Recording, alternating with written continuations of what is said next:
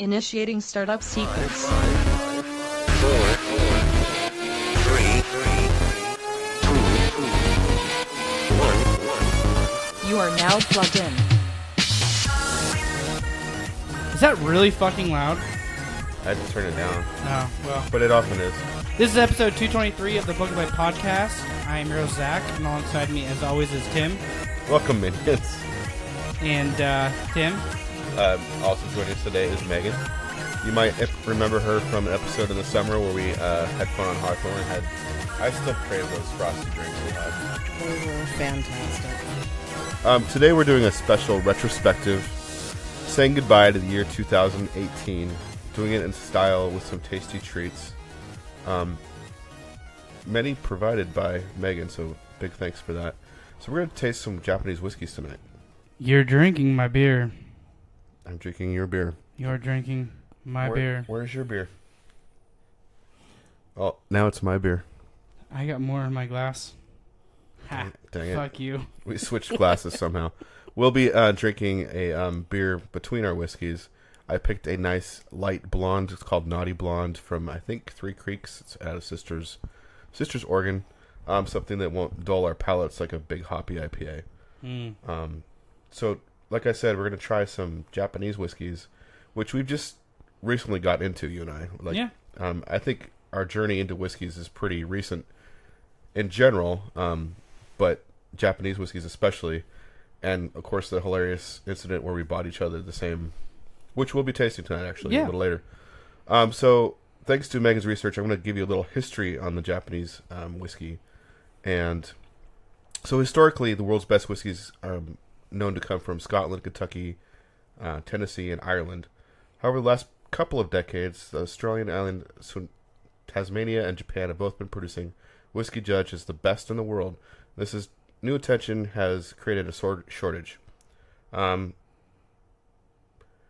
So, as the world's attention shifts to Japanese award-winning whiskey, the supply of whiskey is tightening because 20 years prior, Japanese whiskey was at a decades-long low point in popularity, so distilleries didn't set enough aside in their aging warehouses.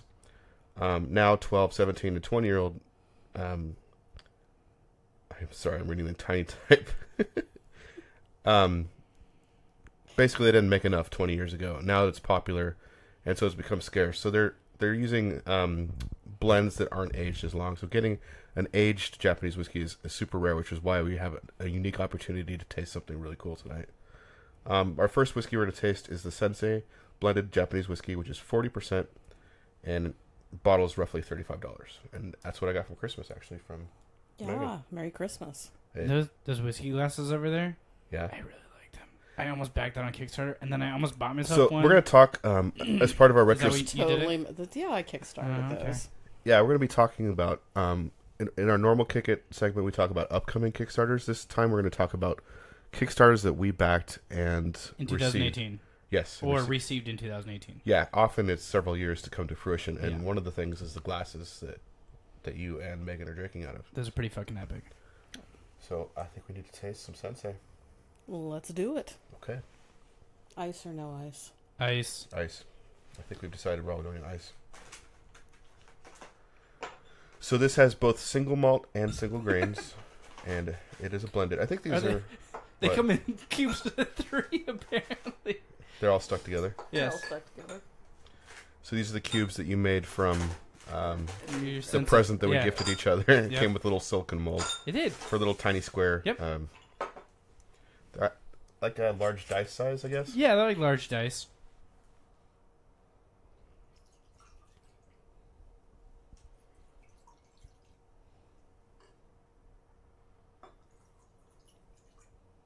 All right.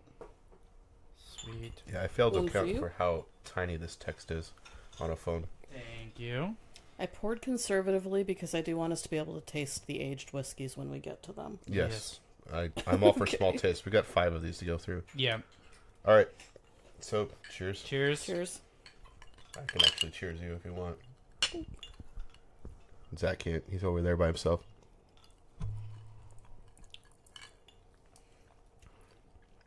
This one's like, you could just drink this like all day. This is so... It's super smooth and light, Yeah. and It's probably one This that's is what I smooth. blended Is this the one that we tried on Festivus Yeah. night? Okay, I was gonna say this is And like super smooth.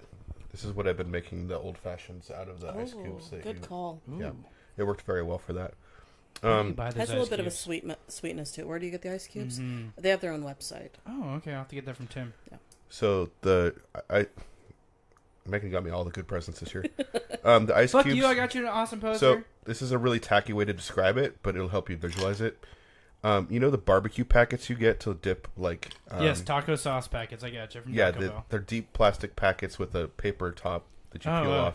Those are more like Wendy's like barbecue packets. That's what they look like. That's not Mhm. what's inside of them. Are you So sure? there's a tray of them. Yeah, I'm sure. Okay. Because I've had a couple now. You freeze what's inside of them, and it's like a mixture of a blood orange and there's some ginger and some other stuff, and it melts super fast. Like it's a slushy ice. It's not not like a hard. Doesn't ice. get like really hard. Not at all. Huh.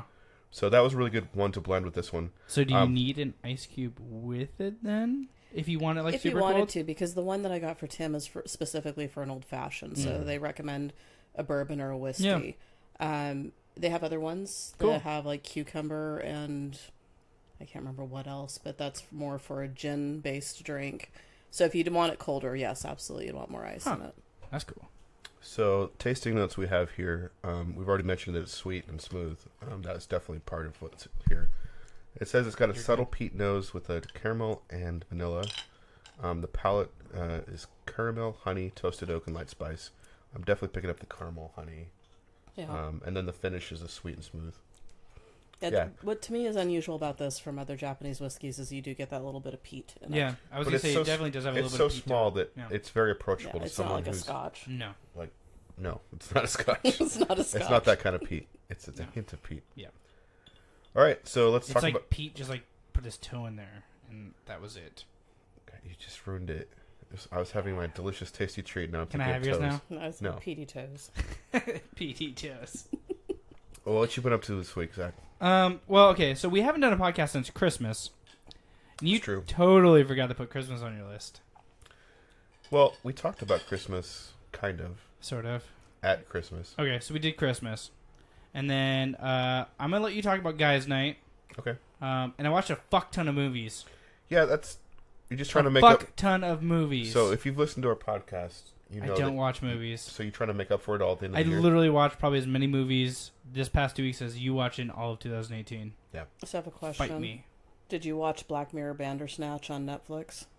No, what's It's that a one? choose your own adventure Yeah. while you're going. Wait, is it like a Telltale game that like it literally you just like pops up on the screen and like And choose you what have the to fuck pick you yes want or to no. yeah. Or do what you want to Yeah. do? Yes. Oh, It's you're so gonna have to much message fun. me that one. Yeah. Okay. You've yeah. heard of Black Mirror, right? Mm-mm. It's like Twilight Zone, but involving technology. Ooh, that's cool. It's much darker too. It's dark. Sweet. Yeah. So we watched every single Harry Potter movie. My wife's like really big in like movie marathons, like long ones. So we watched The Hunger Games as well. We watched all of The Hobbit. We watched all the Lord of the Rings. Wow. We saw Aquaman in theaters, which by far was my favorite movie so far. Okay. That movie is amazing. Everyone said it as except I think it was like the lasting line where he says "I am Aquaman" or something. Yeah, that was dumb as Everyone hell. said it was dumb. That was stupid as hell. Like I Am Iron Man. Yeah. But Yeah, kind of like Exactly. You've seen a movie with his name in it, and you It's don't like- know it's him. It's like literally like during the opening credits, it's like the comic kind of, and it like shows him Yeah, like but is standing it- there. Does he have his shirt off so no one's like paying Nope. attention to what he says no, anyway? no, he's got the Okay. Aquaman suit on. Okay. We also watched Black Panther, Him naked. Okay. and That's not even on your list here. I just watched it last night. Jeez. And then we also Are you watched. feeling okay? Why are you watching all these movies? We also watched the Ellen DeGeneres comedy set that she did in Technically Seattle. not a movie, but okay. It's longer than a movie, but You said you liked it a lot. that was hilarious. I'm not gonna lie. I didn't really realize I was an Ellen DeGeneres fan, but she's funny as fuck. She has a lot of like funny lines. Yeah. So, I like that little twinkle in her eye when she delivers a good punchline. yeah, and she like gets like super excited, and she can't dance, but she still dances. And it's really funny. So and that was cool, and it was like I think it was like filmed at Benny Royal Hall Okay. in Seattle. So I was like, we've been there, We have been there. and yeah. So we watched Black Panther. Not impressed. I don't get why everybody liked it. I mean, it was like filmed okay, cool action scenes. It's because it had female warriors. I'm not gonna lie; those are probably my favorite part. Agreed. The rest of the movie was just like, I like the female warrior better than the actual Black Yeah, Panther. yeah, I agree. yeah, I exactly. would watch a movie about them. I can't remember what her real name is, but the lady who plays Michonne is in Mm-hmm. this movie, and she just kills it the whole time. And I honestly think the end of Black Panther was probably my favorite part, like where they're like coming into civilization. Spoiler alerts, and they're like setting up to like Gifting technology to the world. gifting Yeah. technology to the world. Like that seemed like a way more interesting storyline to me. But the female warriors were badass in this movie. But the rest of the movie, I just whatever. We celebrated New Year's. I've been making a shitload of old fashions now that I got everything in my house, and now I have like an $80 like old fashioned set like in my Amazon shopping cart. I might have to buy. So what would be in that? Yeah, what Glassware or- what do you Yeah, set so it for? comes with glassware. Let me pull it up really quick because so I kind of just like pieced this thing together because I was like, oh, I want to do old fashions. So what are you doing for the orange part? So I actually have oranges. Right, but Yeah. there's different ways you can do it. So I was are just you like- muddling them? Are you squeezing them and lighting them on fire? Like, what are you doing with the oranges? No, I'm just doing like the The twist. twist, Yeah, okay. And the then twist. on the rim, yeah. Yeah, and then on the rim. So this one comes with a mixing glass, which I saw in a couple of the videos. It's just like a regular glass you can pour your shot into and have like the ice in there and then pour it out into the other glass.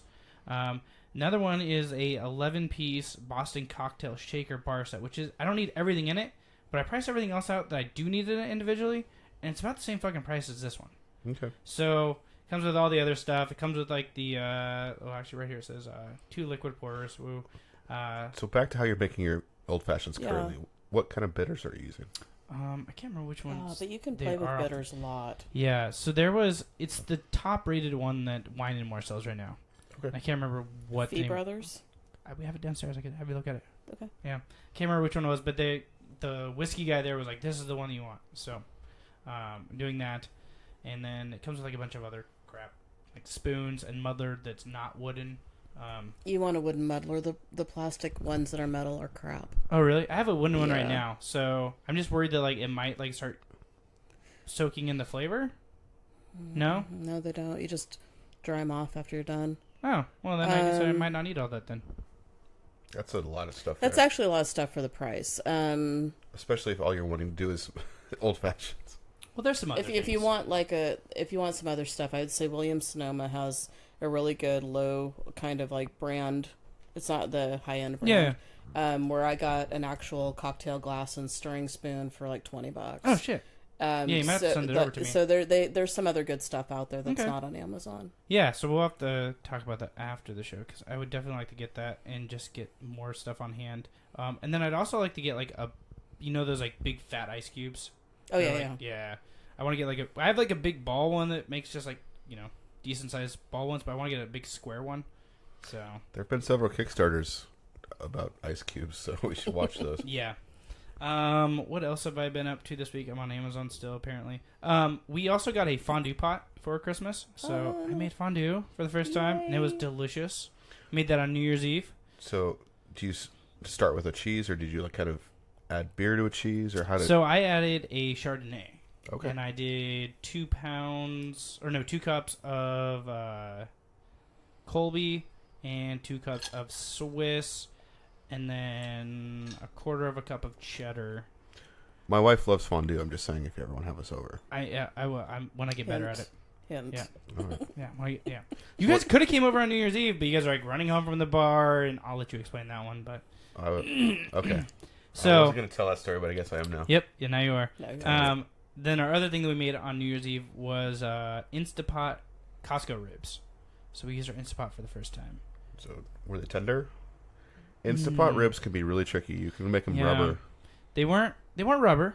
They weren't fall off the bone, but they were like decent. Like they were good So that's for the how first- quick it made it. It was good, but it was the very first time using an Instapot as well. And then I got new hue lights, so I need to figure out where the hell I'm gonna put them all. I want to put them in here, but they're not colored, so I don't really want to put them in here. So they're all white. Yeah. So, is your whole house going to be hue at some point? Yes, Well, that then is the goal. You'll need all those white ones. Yes, then. I will. That is the goal. Cool. Yeah. So that is what I did this week. What about you? Well, we also had New Year's Eve. Shocking, right? Oh wow, really? Yes. That's cool. So my daughter wanted to have some friends over, and we said yes. But It was like 3 or 4, and my wife and I were like, we haven't really had much time together this whole holiday season, Christmas, everything. Let's go grab a drink at the amazing tap room place right next to your house. It's literally stumbling distance, although we drove. Yeah. So we're having a couple drinks, and it's bouncing distance in your car. yeah. So Close one eye and follow the white line. we have 1 beer and 1 cider. They have a beer right now that I really like a lot. I could pull it up on Untappd, but I forget. It's basically an Imperial Stout aged in a bourbon barrel, which is kind of like my new favorite thing. Is it the Russian one that you had when we were there? Mm-hmm. It's really good. And she had her favorite cider, which is Don't get this wrong. Well, I'm drawing a blank now. It's lemon and rosemary or lemon and basil, you said. Something like that. It's got a lot of botanical flavors to it. Like, I'd know it if I saw it on the list. Yeah. So anyway, we're having a good conversation. We enjoyed our first drinks. We decided to get another one. And by this time, it's like 5:30. So we get about a third into our second drink, and we get a frantic text from our daughter. One of the dads that's dropping off one of the girls that's spending the night wants to meet us, and we're at home. And she's like, I can't really tell them where you guys are at right now. Say we're at Safeway. So we abandoned our drinks, which is like a cardinal sin, and ran off. Well, we had to pay. I should sever one of your fingers like mine. I don't know. I can't believe we're And drinking with him tonight. I know, right? I'm admitting this on a public forum. Yeah. I literally, I guess, I don't know. I would have just been like, taking him to the bar, we'll be back in 15. Can you please watch this? I got to go home and take my daughter. Exactly. Yeah. We should have done that in retrospect. Yeah, I even messaged it to you. I know. I think it was too late at that point, but... Yeah, we should have just put the coasters on top of them or whatever. Smoke break, we'll be back in 15. Yeah, there you go. We could have been. Like, it's literally that close to our Yeah. house. But anyway, we rushed home, talked to the dad, and he was nice and everything. My very first response was, invite him to the bar. Yeah, no, that's not how you get someone to leave their daughter with you overnight. So they had a fun time watching movies all night. Like, they were up all night. One of them brought some fireworks. We lit those off. Nice. What time did you light those off at, Tim? Like 10. Cheryl got totally sleepy. Yeah. Well, I heard somebody else took a nap earlier on in the day. I did. Yeah, I get a message, and I was like, is Tim sleeping? I took a nap, and it was wonderful. Oh, they turned the fireplace on. They also changed the clocks. I also heard, they changed the clocks. Yeah, my on there. son thought it'd be really funny to change the clock so that I thought I missed New Year's Eve. So did it freak you out for a second? I have a watch on. Oh, that's true. Good point. So he was really bummed. Like, so he didn't hack your he phone put to a change he the put a clock down on it? he put a down blanket on me to make me sleep longer, and then he changed the That kid is pure microwave. evil. He's my son. He changed the microwave. He changed the oven. Like, every clock in the room. And he thought about my watch, but he didn't know how to do it without waking me up. Like, he knows how to get into my watch. He's Can you changed. change the time on your watch though? I think I don't you think can. you can. I think you have to do it with your phone, and it syncs with your phone, right? Possibly. There's probably a way if you disconnect. If you turn off Bluetooth on the watch. They probably unlock so like a time setting. Yeah. But anyway, he didn't do that. And he Jeez. thought about it though. He just thought it was too complicated as it is. Yeah. So he was bummed. I should have pretended that I was You should've. freaked out. What a dick! I Fucking ruined your son's fun. Yeah. Anyway, I woke up. So I finally got my drone to work. My Levitop drone, which we'll be talking about again in our Kickstarter segment. Is that the one that follows you? Yeah, we'll talk about it. I'm real glad I backed this one. So every other year, like, tons of people light fireworks in our neighborhood. Yeah. And there was some, but none of them were close enough. Because I put my drone up, I wanted to record them. And none of them were close enough to really catch anything. So those Saturn missiles that the one girl brought, I did light them underneath the drone. And it looks like it's like footage. I'm surprised you didn't hit your drone on accident. Did you see how I was bobbing and weaving? Yeah. Yeah, it was like an Afghanistan drone. It was like in the war zone. It was like stuff. Yes. That was Tim driving home from the bar. Yeah, exactly. Bobbing and weaving. There's a car! Why is he always coming for us? So that was New Year's Eve. New Year's Day, we celebrated my wife's birthday. It's actually today is her birthday. Yay! But we're podcasting on your wife's birthday. We're both working. And we still are best friend. I did ask.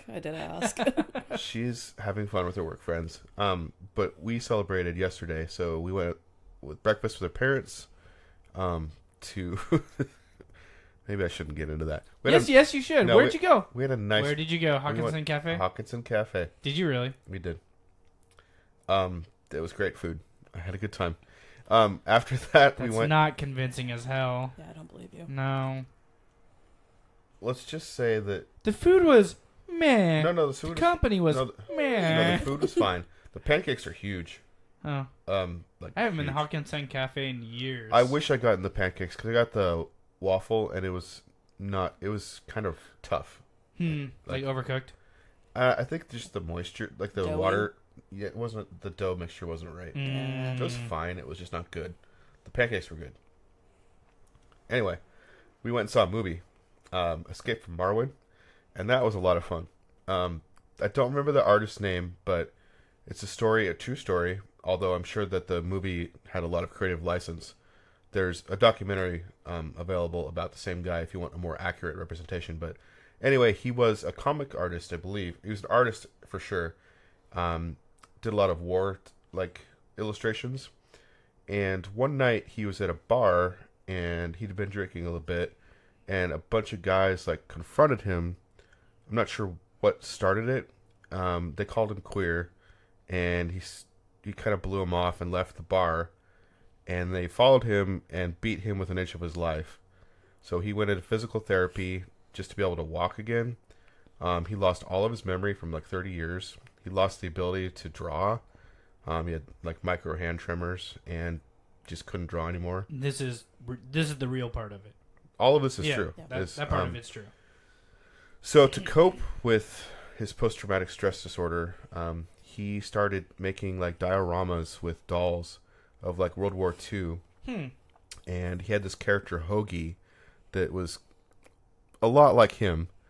And the character Hoagie would wear women's shoes sometimes, which is something that he would do. He explained it in the movie probably better than I will in this very moment, but basically he collects women's shoes because he feels that that's their essence or their power. And sometimes when he's stressed, he would wear them to have their power? Kind of tap into that power. Okay. And that's part of why those men beat him. Because he was wearing women's shoes at the He this wasn't, but he talked about it, I think. Okay. So anyway, the character, this doll, Hoagie, would also sometimes do that. And this character, Hoagie, would be fighting Nazis all the time and be surrounded by That's cool. by these badass women with machine guns who happen to look a lot like women in his real life. Which some women were cool with, some were a little more awkward about. So he lived a quiet life making these dioramas and photographing them.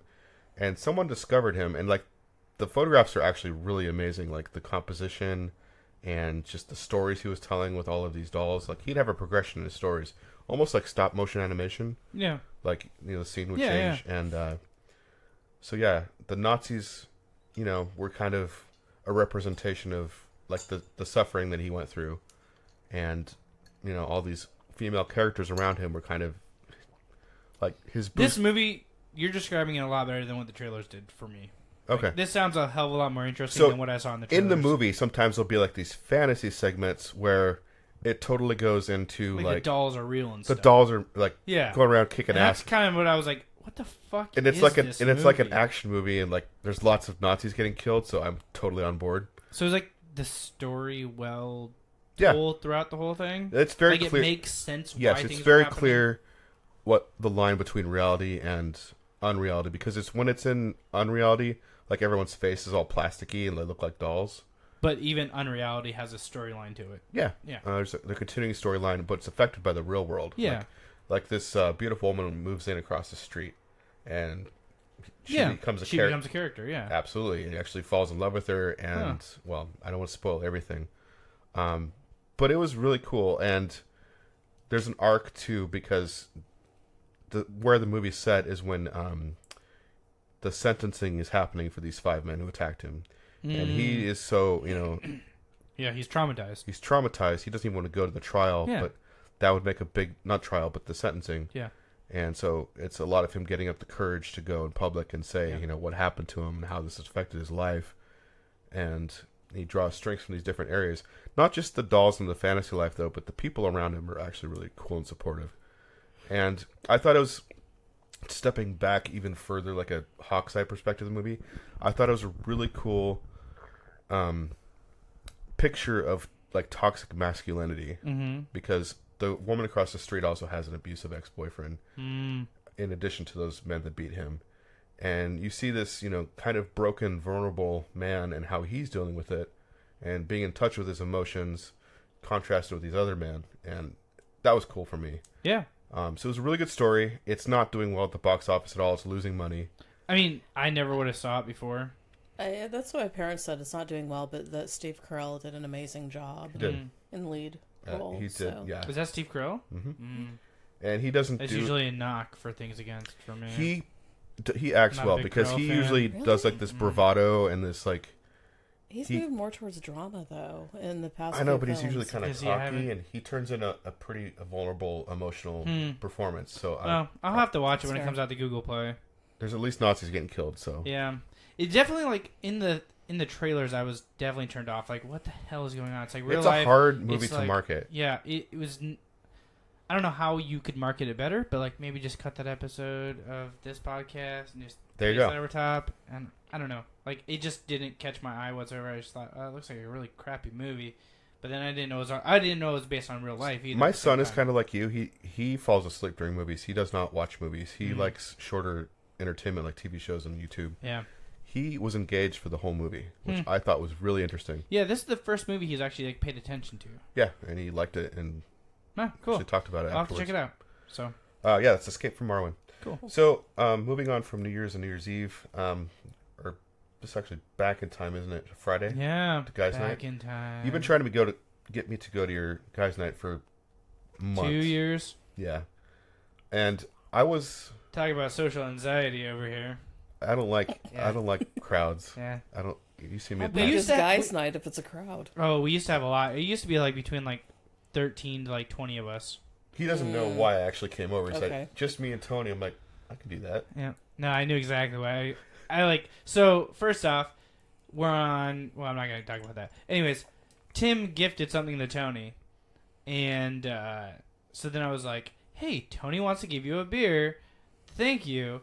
You should come over." And he's like, "Well, I was like, there's only 2 of us." And Tim's like, "What's the address?" I caught some flack from the wife, by the way. She's like, you were just over at Zach's on Wednesday. I'm like, well, technically, I'm not going to Zach's.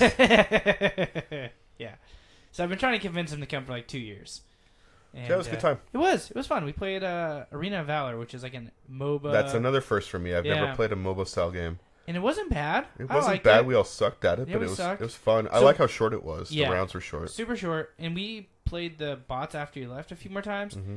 And those bots are fucking like ridiculous.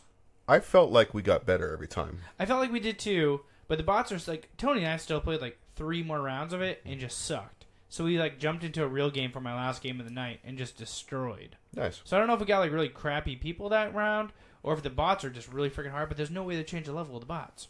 Weird. Yeah.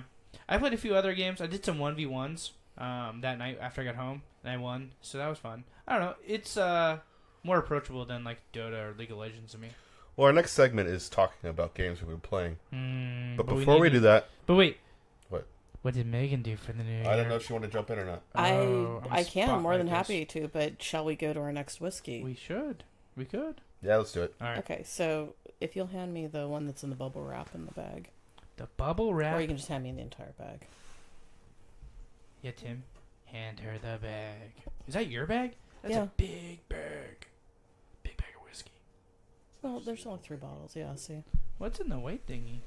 Oh, it just was a pad to keep everything from clanking around. Nice. Because I don't want broken bottles of whiskey. Because that would be sad. It would be I very would depressing. cry. I would have to pull over and cry. Yeah. All right. So the next one we're going to do is a Nika coffee grain whiskey. And coffee. it doesn't taste like coffee. Ah, It's damn it. Coffey. Oh. Do you want to hand me your glass too? Yes. Please, boys, glasses. While you're doing that, I'll pull up the tasting notes again. Maybe. Maybe.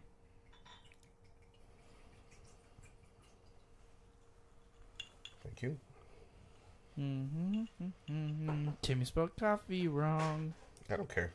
I do. You spelled it wrong. Nika, as I'm talking over my shoulder. Nika is one of the oldest Japanese distilleries, and in Japan, and it's Suntory's primary competitor. Huh. Is So- it family owned? Do you know? I believe it still is. I'm not 100% sure though. This is produced mainly from corn using 2 coffee stills, and that's COFFEY Yeah. stills at the Miyagikyo distillery, which were imported from Scotland, Japan at 1963. It's a larger release, single grain whiskey. There's more widely available. This is a 45% alcohol, and bottles around $65. Nice. Sweet. So this one's more readily available. Again, this is the distilleries, some of the old ones, some of the new ones coming out and trying to make Japanese whiskey more readily available since there's the shortage with the aged whiskey. So this is not an aged whiskey. It doesn't have a guarantee for an age. So, but take a sip. Cheers. Cheers. Oh, wow. Take a sniff first before you... So is the nose that I wrote correct? I think so. Vanilla with herbal notes. I'm definitely picking up vanilla. Yeah. Definitely vanilla. Even the taste is very vanilla and Very. butterscotch. Yeah. So, Oh, did you write these notes? Mhm. she did all this research. The part that I butchered in the beginning because I couldn't read, it was too small. So the palate, if I could read the right one, sweet fruity melon, citrus, mango, balanced by crunchy biscuit and fresh vanilla. This has definitely got more of a kick to it. A hint of this is It's about 3% high ABV. and then the finish. The corn notes remain sweet and vibrant on the finish. So to me, that crunchy biscuit's kind of like a toasted, like if you ate a toasted cookie. It's not too sweet. It's kind of what I get, that biscuity Yeah. thing. Yeah, if you kind of I pick up on that if I keep it in my mouth and kind of chew on it for a second.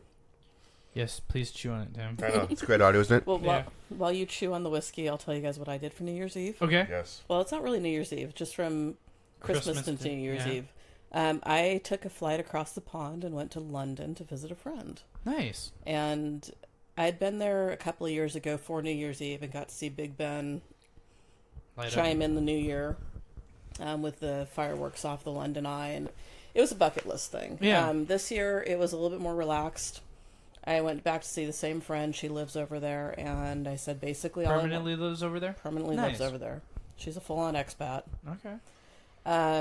I said this time I just wanted to kind of wander around, Mm-hmm. food, drinks, see things that I didn't see before. Yeah. Low key. Yeah. Like, not really super touristy, but touristy kind of to a T. A little bit, some more local Yeah, stuff. more like- She lives in the Forest Gate area, which is about 30 minutes outside of the city center of London. Okay. So it's East London. But we ended up going to Kew Gardens first, which is just amazing. Is it like a royal garden sort of thing, or... It's a royal garden that they have put acres and acres of land aside, and they have greenhouses. Some of them have warmer climate plants. Some of them, it's the only place in the world you can find plants in these greenhouses. So they have some really rare plants. They have sculptures. They have...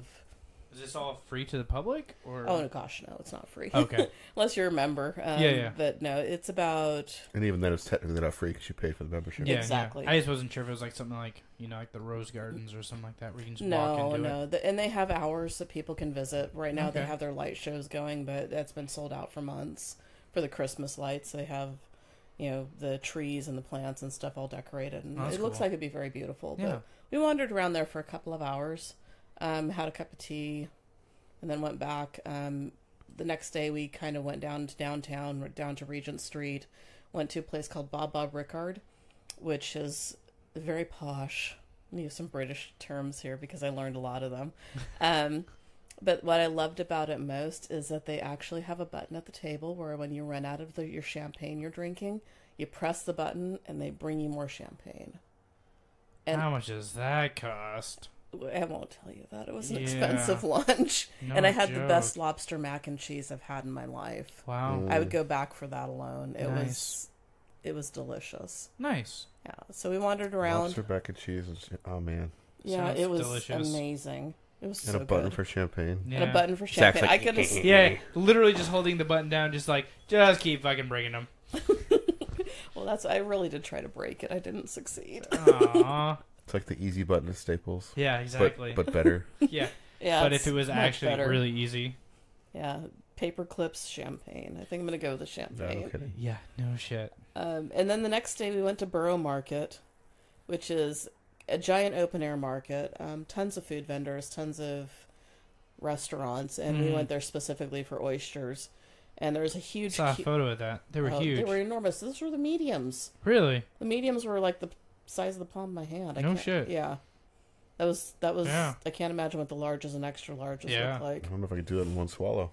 I have faith that you could. Thanks. Maybe. But we went there, and while I was waiting in line for the oysters, because there was an enormous line, my friend went and got us empanadas. Because, tip for Borough Market, if you're queuing for something, make sure you have your food in your hand. And you're eating something while Really? you're waiting for the next one. Yeah. It just takes forever? Some do. The oysters always have a long line. Huh. The empanadas did not. Falafel, which was really good, did not. The goat cheese ice cream or the goat milk ice cream didn't. So yeah, we ate our way through Borough Market. Nice. Our line looks long. We should get some food first. Yeah, exactly. That sounds amazing, though. Yeah, We should do that at PAX. We If should. they don't have good food there, though. They do not. They have crap. That's the reason why we go outside of the Seattle area and Right. get food. But that would make lines better. It would make lines It out would there. make Like, a lot. if I'm there was just surprised like cosplay snacks. people like bringing snacks on the aisle, They really should do that. We could innovate this. You could totally innovate. we could make this. millions at PAX. Hey, you nerds, we got deodorant, cologne, and food. You're kind of reversing the order of that. You got to trick them into deodorant. Yeah. For me to bring the food next to them, they need to have some sort of deodorant on. So did you do anything after the market? Just again, we went to Tate Modern Museum, saw a Annie Albers exhibit. She's a weaver from back in the 60s, kind of during the Bauhaus era of art, and saw some of her work. And then She's still alive? no, she passed away, I think, in the 80s. Mm. But just wandered around. That's Just cool. really saw some local places that had a really cool little wine bar and little coffee shops and stuff near where my friend lives. She's right across from this big open kind of park marshland area. And they sell fireworks year round in London. They're allowed to set them off whenever. I mean, just like the huge send crap into the sky 200 to 300 feet. Wow. I mean, Nice. big ones. So we went and got fireworks for her and her boys to set off on New Year's Eve because Damn. I was flying back to Portland on New Year's Eve. Aw. That's okay. It was all good. Yeah. Did you get to ring in the new year like multiple times with your flight pass? No. Okay. Because I was on the East Coast, it would have been about... Let's see, my flight boarded on the East Coast time like at 7:40 p.m. So, Wow. I yeah. was just trying to find more ways for you to have more champagne. Yeah. Happy New Year! Are you Oh, kidding? wait. Happy New Year! Do I again. really need New Year's for champagne? No. No, there's a button for that, damn it. Not on the, not on There's the a plane. button. Not Yeah, on the and plane. I did steal one of the Bob Ricard embroidered napkins. So Oh, that's cool. Nice. I have one of those. Nice. And I came They'll back, never find you here in America. They won't. And I came back with a bottle of gin that they don't have in the States yet. It's Tanqueray, and it's made with Sevilla oranges. Oh, wow. So Whoa. it's an orange gin. That's Super cool. excited to try that. Huh. Did you have a sample of it over there? Or Yeah. you just saw it and you were like, I'm taking that. Duty free. Nice. Grabbed it on my way out. Nice. Mine. Yeah, this one's mine. All right. Video games, Tim? Sure. What have you played? Diablo 3 for the Nintendo Switch. What level are you at? Which character? You have two characters. Which I don't... Either one. 37 and 27. That's a lot of investment for time. Why are you doing two characters again? Cause I know why, but our listeners don't Yeah, know why. so like Tony and Dalton, that guy's Nate, have a level 31 apparently. Mhm. So I was trying to catch up to them, but they said we're 30 something. So I went to like 36, 37. You and would then- be the dick that was like way overpowered. Yeah, so I compared to stopped. So then I started another one, and they still haven't played yet. So now I'm almost caught up again. So I might be starting a third one, You have an addiction. but it's I fun. didn't know Diablo was still out there. Oh yeah, It full keeps- collection on Nintendo Switch. Well- I remember just the Just the original one original one on the on computer. PC. Yeah. It's a lot of fun There's now. two now. I gathered With a that from the ton Diablo of- 3. yeah, It was a dead ton of- giveaway. It's actually kind of amazing that it runs on Nintendo Switch. It runs amazing Yeah. on Nintendo Switch. Because Nintendo Switch is basically a tablet. Oh. Yeah, Um, it's legitimately the NVIDIA tablet. But you can dock it and it'll display on a TV. But as far as like what the Switch is, as far as hardware, it's a tablet. Yeah, like an iPad. So, Almost. Yeah. A little bit more powerful than an iPad, but not much. you sure? Like the most current iPad? I'm not sure about that. Maybe the most current iPad might be even stronger than that. I don't know. So I've been playing that. A little bit of Red Dead Redemption 2, but not very much. You still disappointed in it? I've been running around just like looting stuff, so... You seem less and less enthralled with it each week. I just need to find some time to actually sit down. You We find watched- time for Diablo, Yeah, but see, you can do that while you're watching movies. and you watched a lot of movies. Watched a lot of movies. That's why your character's so high. Exactly. So actually on Diablo 3 I'm playing like what do they call it? There's like normal, hard, hardcore, unreal, and then like demon or something like that. I'm playing like on the second highest level. I'm on the newest one. So all the XP is like 287% like more. Oh wow! So, and I'm playing a class I've never played before, which is like long range, and I suck at it. What's the character type? Or It's what's a demon hunter. Oh, cool, So nice. yeah. And then Arena of Valor, which is on Nintendo Switch. We played the MOBA. Yep. Played a little bit of that. Other than that, nothing. So I continue to play. What? Y2K. Sorry, It's okay. did not mean to. Y2K, which I have to start writing a review probably. YIIK. Yeah, the developers spelled Y2K with the numerals. 2 eyes. It's the Roman So it numeral looks like 2. yick. Yep. Yeah, It's a yick. It's It's a yick. It's a yick. so it's set in the late 90s, you know, Y2K, and it's definitely got this Is this weird. the podcast Y2K? I've been listening to that. No, Y2K was like a whole thing. Like we thought all the computers were gonna crash. Oh, I remember turning off my computer at like It- 11:50 p.m. because my computer was gonna like break and I couldn't be playing. So far the game hasn't actually referenced that, but the game does have like old bulletin board style messaging, and the internet's like this weird, crazy place, and it does set the mood of the 90s pretty well. Is it just like some Yahoo chat room? You're like ASL, show me your boobs. No, it's more like conspiracy theories. I mean, yes, but no. Gotcha. And it's the old school like party system, like where your characters join and you roll together and fight some monsters. Is this the one with like the bird thing that like I'm a character in somehow? That you haven't told me how I'm a character in yet? Oh yeah, at the very beginning of the game, it asks you a bunch of questions and it says this person is like your friend, or this person's a total nerd, and I picked Q. Yeah. That's that game, yeah. Yeah. This guy's a complete asshole that doesn't like So anybody like Cheryl Zach. Cheryl popped up. There's these two characters talking about a dumpster about this. There's a dead body by a dumpster? No, Oh. They're talking about another character in the town and not his wife, but his girlfriend, who they refer to as a Monica Lewinsky, Oh, Jesus. and they called her Cheryl. I haven't told my wife that. So when you She'll put be these names, thrilled. you put these names into the game, and you don't know how they're going to pop up later. So has Zach popped up yet? Nope, the God Q has damn neither. it. Just Cheryl. The two guys talk about the dumpster, about their Monica mistress. Lewinsky. Yeah, it's great. All right. So anyway, the combat is probably my favorite part of this game. It's kind of like the old school, like sort of Pokemon where you pick attack or a. That's cool. But then when you attack, you have to time button presses. Ooh. Like, and each character has their own attack style. Like the main character, for example, has a turntable with a record on it, and as the record turns, there's like highlighted portions, and you have to press A during that portion.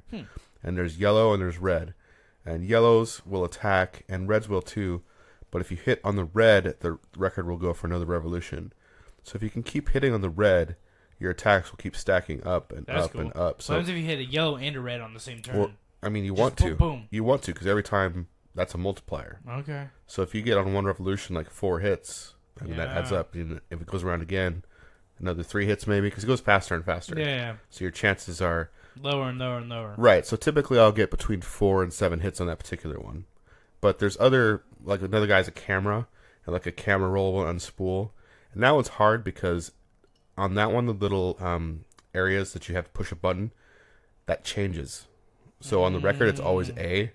On the camera one, it could be X, it could be B. And You just got a couple seconds to recognize it and push the right button. Oh, damn. So I messed that one up a lot more. Yeah. And then there's this one character who's a pacifist.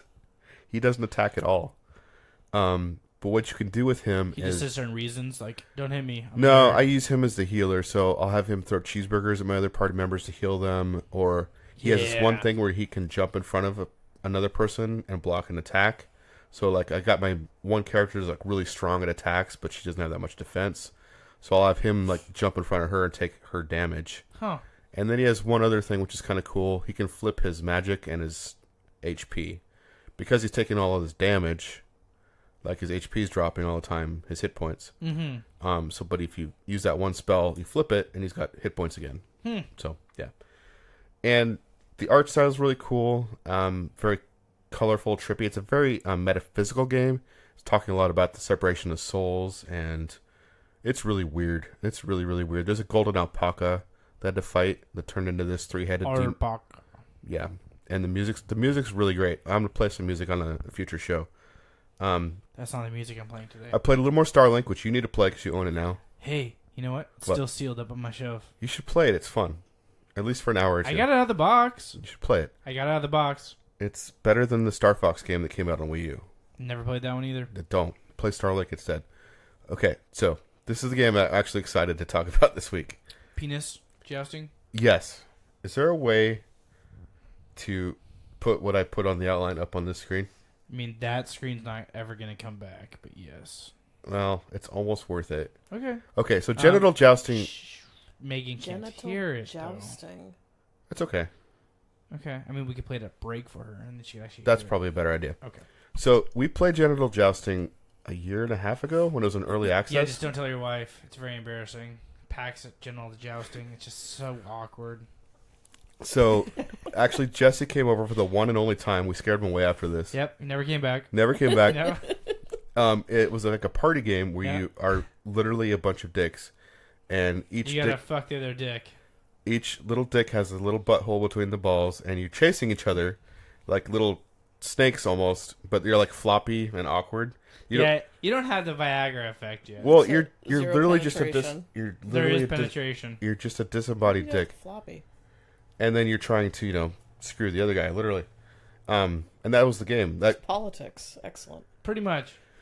Well, this January, they used the physics and the modeling and everything, came up with a story mode. And I'll let the narrator who's actually in the game introduce the story mode. Okay. And she's in the game. This is John. John has an ordinary life. Getting up in the morning, getting clean, getting dressed, staying There's things fashionable, leaking out of his balls. trying to get to work on time, He just beat his not dick. always making it, trying to get his work done. A steady daily routine.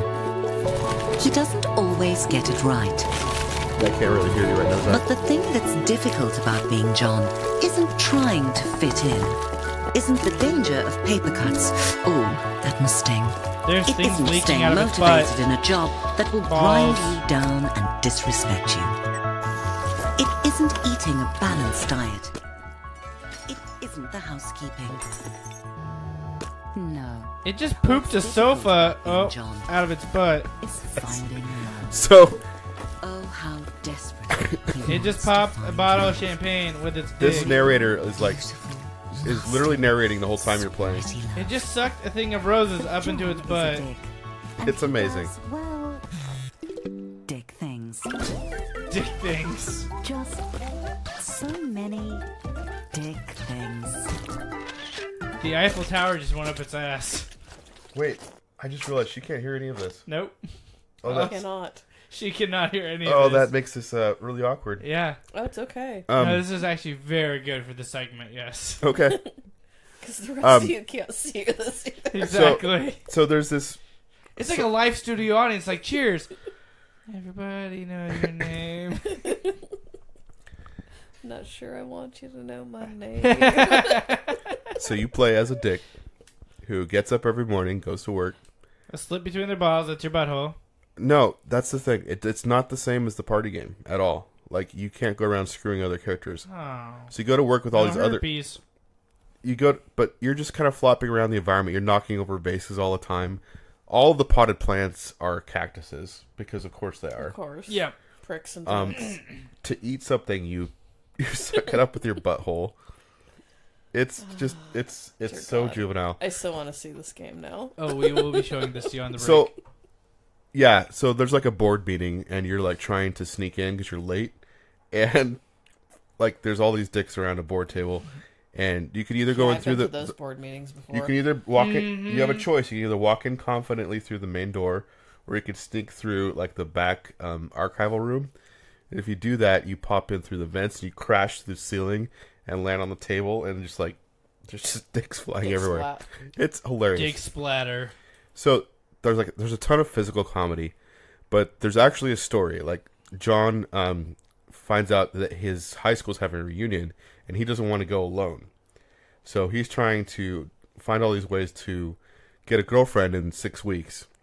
He tries like the game's version of Tinder. He goes to bars and gets drunk, which is hilarious. He's a dick.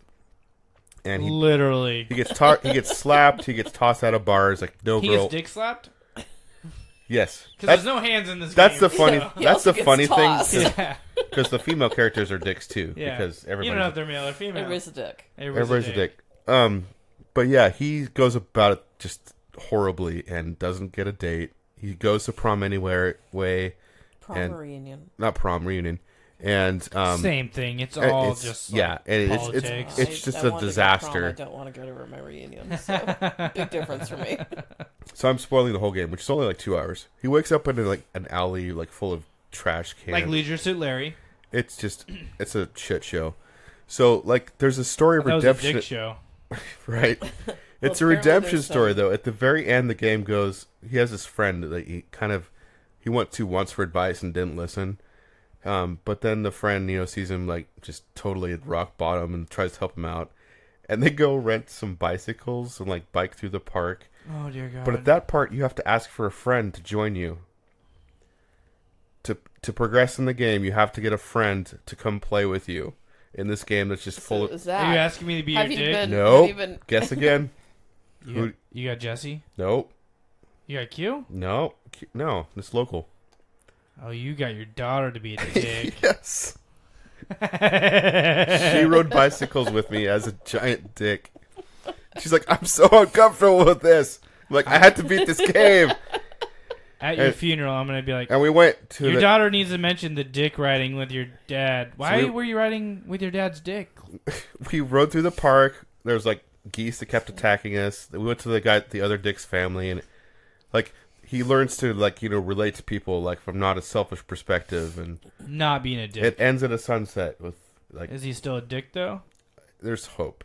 There's hope that John will be less of a dick. Gotcha. So I asked my daughter like how much this experience traumatized her, like from 1 to 10. She said about a 2. Like, I mean, Yeah. We need to up this. I don't No. imagine that would traumatize her. I mean, I've taken her to see the patron saint of knives, so I've That's done not other. very traumatizing. No, I'm just saying that I've done That's other. like, she should be praising you for that. And you do need to visually see this game. The dicks are very floppy Dicky. and comical. They are. I don't know. They're not veiny in any way. All of this to say that I was actually shocked Angry. with how Or much vain. fun Angry and spitting. the Yeah, story no. mode was, and it's stupid, it's hilarious, but there was actually a story. Does it make sense? It makes sense. There was actually a character arc and narrative, and lots of dicks. Character arc. Just Does- a little to the does left. he grow little as bit a of dick? bend. He does. There's nightmare sequences. Those are amazing. Dear God. Yeah, there's multiple dream scenarios. Okay. I'm just amazed at what they. I can't believe you didn't I record mean, it was a this and upload stupid, this silly to the party Button game to Smashers. begin with, and the fact that they pulled together a story with amazing narration. I don't know. I just have to give props This to. should be on the That's fair. Button Smashers YouTube channel, but it's not. I I'm think sure. this game would get struck down from. I know it would get struck down from Twitch.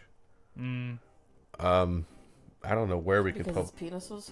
Yes, just flopping penises everywhere. That's fair. Yeah, I guess. But it's good. It's genuinely good. I can Genitally good. It's generally good. I can genuinely recommend this. I think we should break. We should break. All right, we'll be right back. Break out the genitals. I didn't say that. You TV? said that. Yes.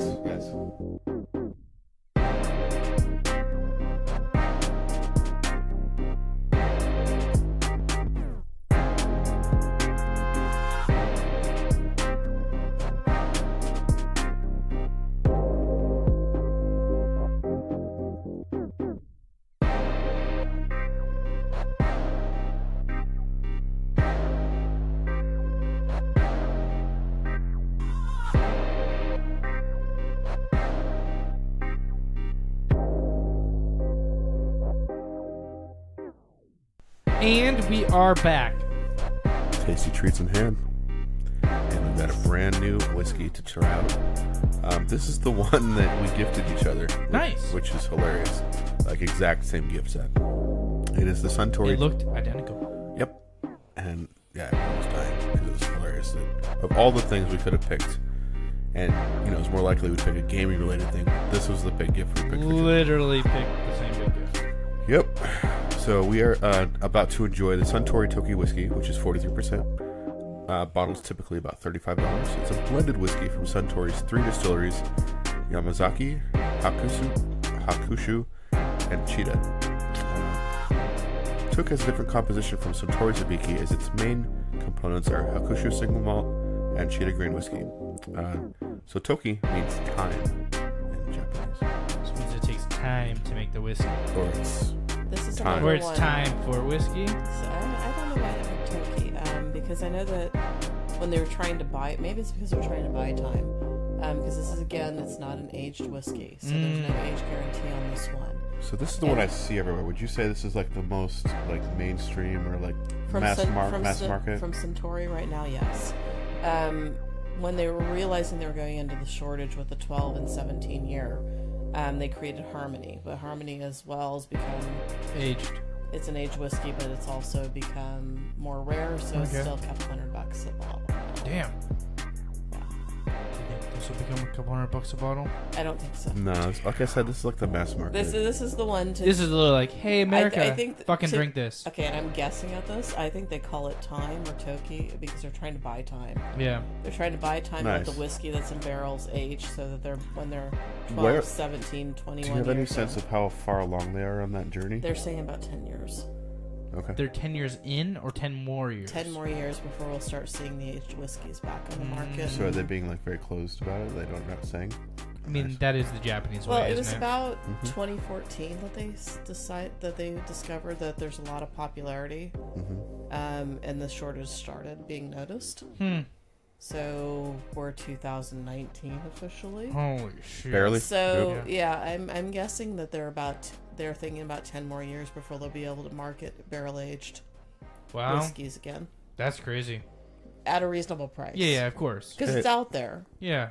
I have bottles of it myself. I got it for far less than it is available today, but Yeah. But still. yeah. Yeah. All right. All right. Well, cheers. Cheers. Cheers.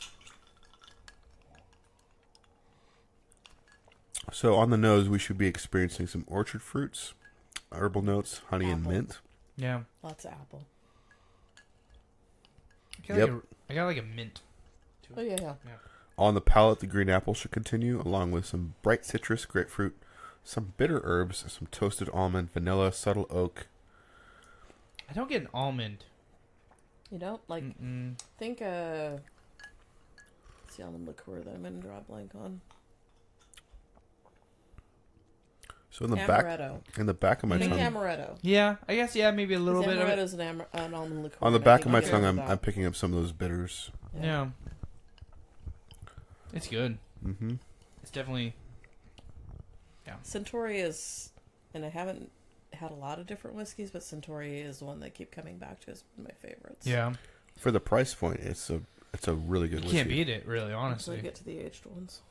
Well, Yeah, I said price for point. the price point. Yeah, price yeah, no, point Toki here. is lovely. I'm Great. saying for the price point. That was a preference to my sentence. It's So, like, since we're talking whiskeys here, what I've been seeing like a lot of cool like what do they call them? Like you pour your whiskey into. What are those called? You pour them out of the bottle. Flasks? No.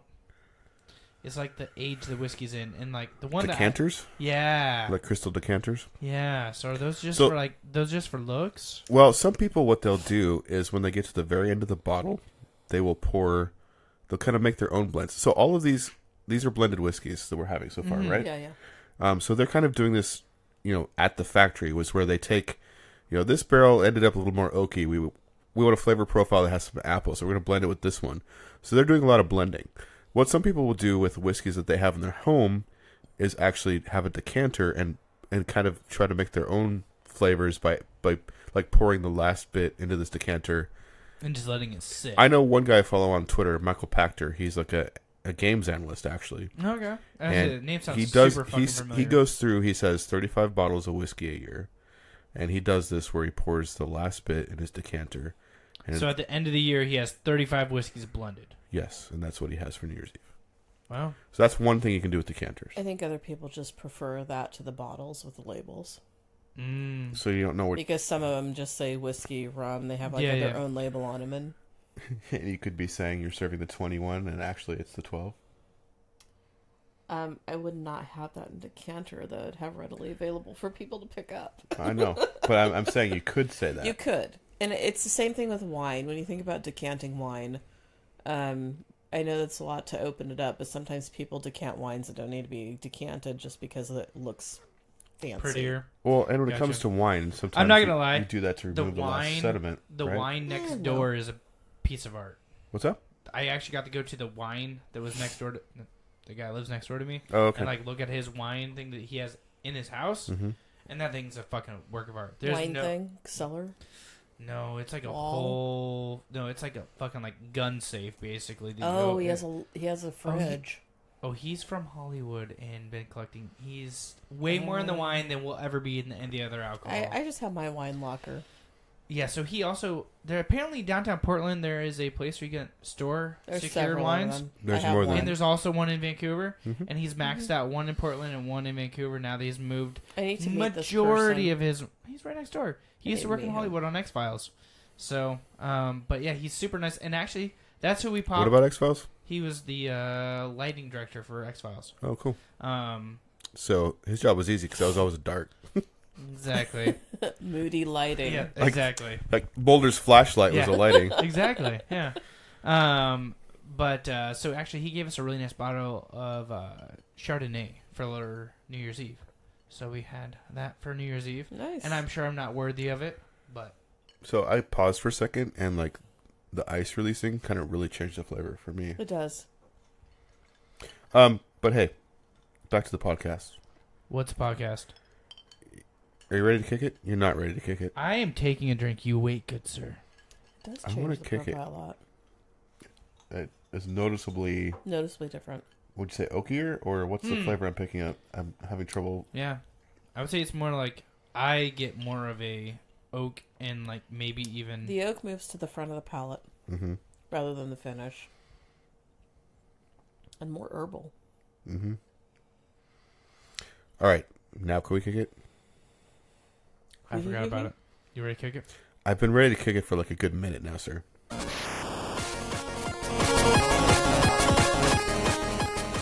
All right, so for this, She can't hear, but I played the kicking music.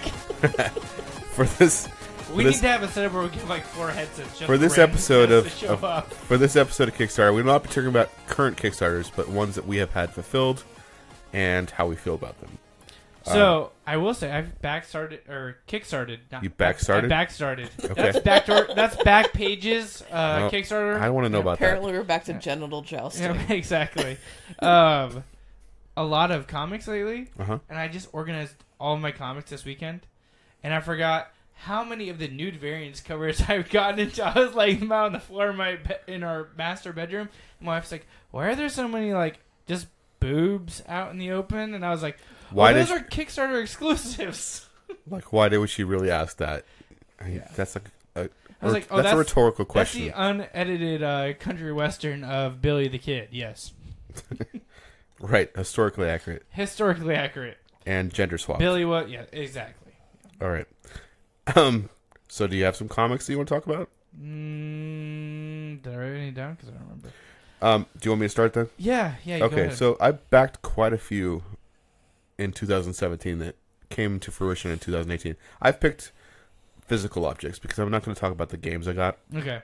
Probably one of my favorites is the Cold Brew on Tap 2.0, and it's honestly not that complicated of a thing. It's a glass canister with a spigot and a filter built into the top, and you put your grounds in, let it steep for 24 hours, and boom, you got cold brew. But it works, and I'm happy with it. It does the job, and in 24 hours I have delicious cold brew, so I love it. Yeah, I'm still gonna do the cold brew home system from the dollar store. I think Yeah. that'd be a funny ass video. Yeah. To do. Just like a sock and like one of those plastic fucking. That would work. Yep, it would. If you just throw some coffee grounds Megan's in. like, I don't think so. I'm gonna give you some pantyhose cold brew. Yep. She's not having any of that. Yep. I'm not having any. It'll be of that. sanitary. Don't worry about it. It's from the dollar store. It doesn't matter. It's running through plastic stuff. It's okay. Don't worry about it. Yeah, use a cotton sock at least. Cotton sock from the dollar store. I'm not sure that's cotton. I will stir it with. I'm going to I will have some stir it doubts with on this. the broom from the dollar store as well. Oh, excellent. Yes. Double down on the toxins. Double down. Do you want to go with Kickstarter or do you want me to keep going? I will talk about one that I did. So, the last one, do you have that? Not yet. Okay, I We thought. backed it. Okay, I thought we were talking about stuff we had. Oh. well, That's then okay, you can still talk about I it. only got two then. Okay, no, I could talk about the other one. Okay, well, I backed the GameCube Anthology, which for my birthday 2 years ago, I think it was, Mm-hmm. Tim got me the Nintendo 64 Anthology. Well, that's like your favorite nostalgic is. system. It really is. But they're back out again. It's Geeks Line. It used to be called something else. Now it's the GameCube Anthology. The Ultimate Book is what I got. So it is 388 page reviews of all hardware equipment, every single video game from every region, and I got it's somewhere around here. I don't fucking know. Tim, where the hell's my GameCube thingy? I don't know. I don't see it. Did you Um, take it out of the plastic wrap eventually? Yeah, I've opened it. Looked at it. Okay, good. Yeah, How is it? I think I did anyways. Pretty positive. You didn't. Which means he I'm didn't, 90% yeah. positive. We need to find that because unless Tim probably fucking stole it. I'm more Ladies into and gentlemen, I'm Tim more into the stole- GameCube than you are, so I should steal it. No, it's right here. It's undone. We're good. Nice. So, and it's really cool. A lot of art, really cool screenshots, and it's a nice little piece of history just to have on the floor for now because I'm trying to figure out where the fucking put books in here.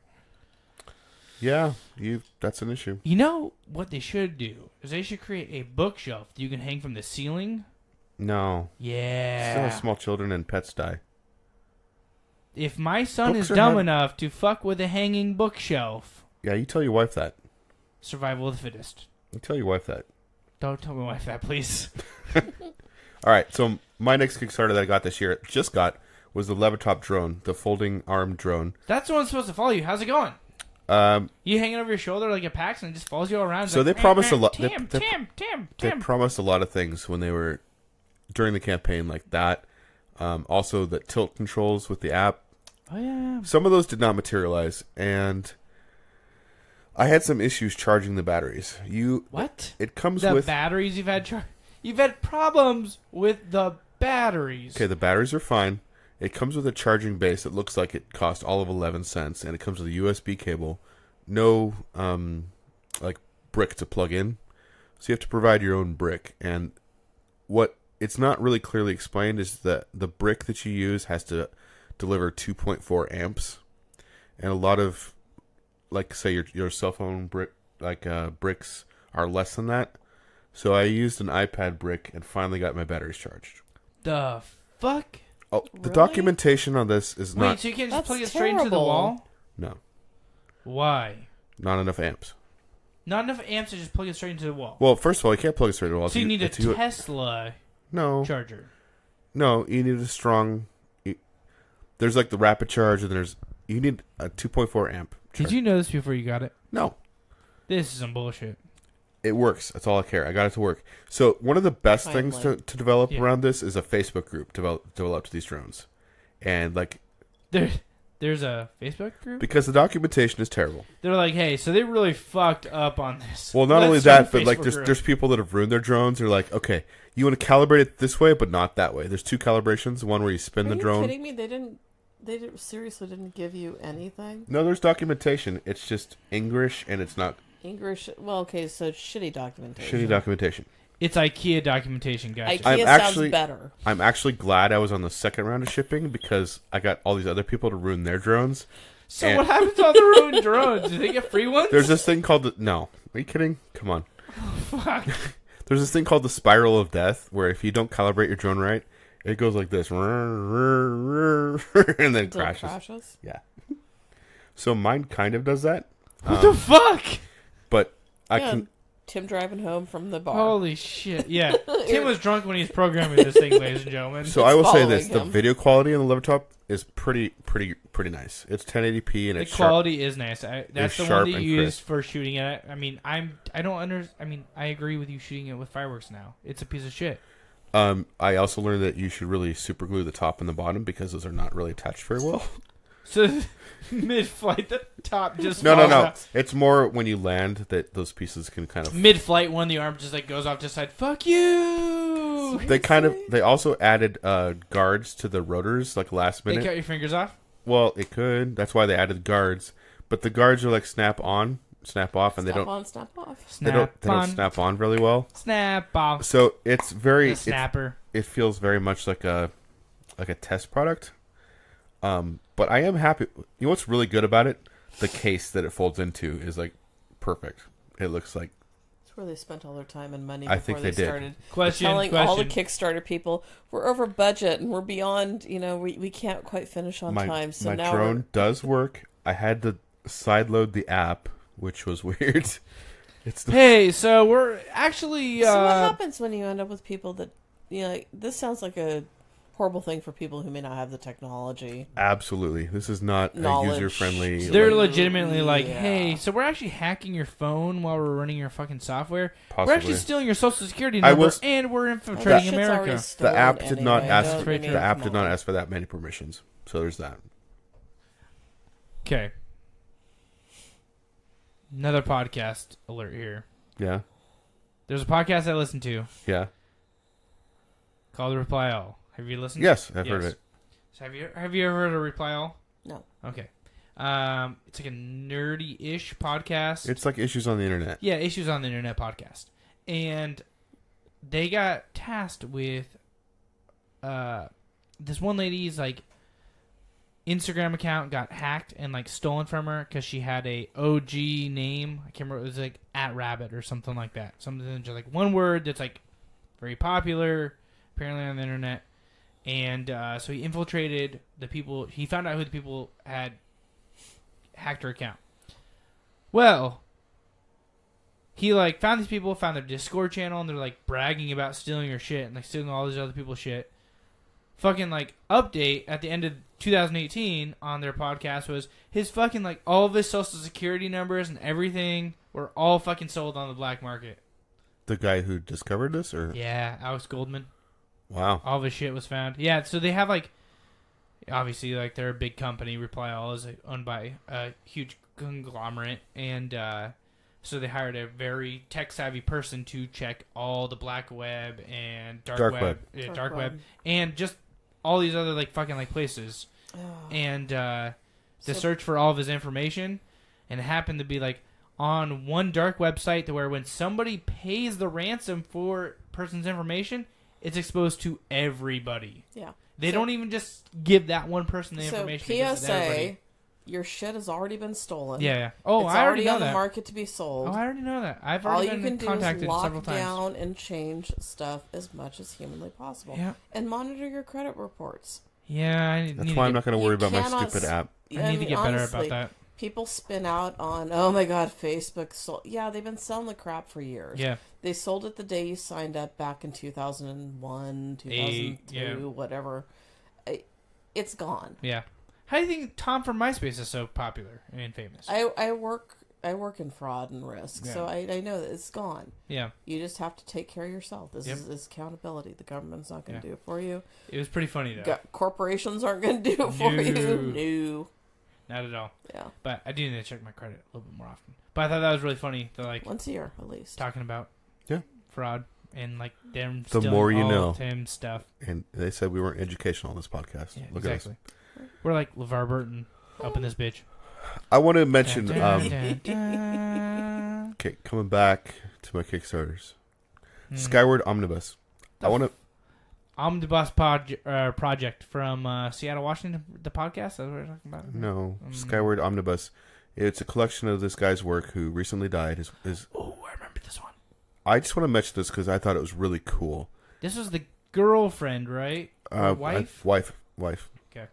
Her husband died within about a year. I Can't remember. Was it cancer? I don't remember. I'm sorry. But what I really liked about it is she used Kickstarter to kind of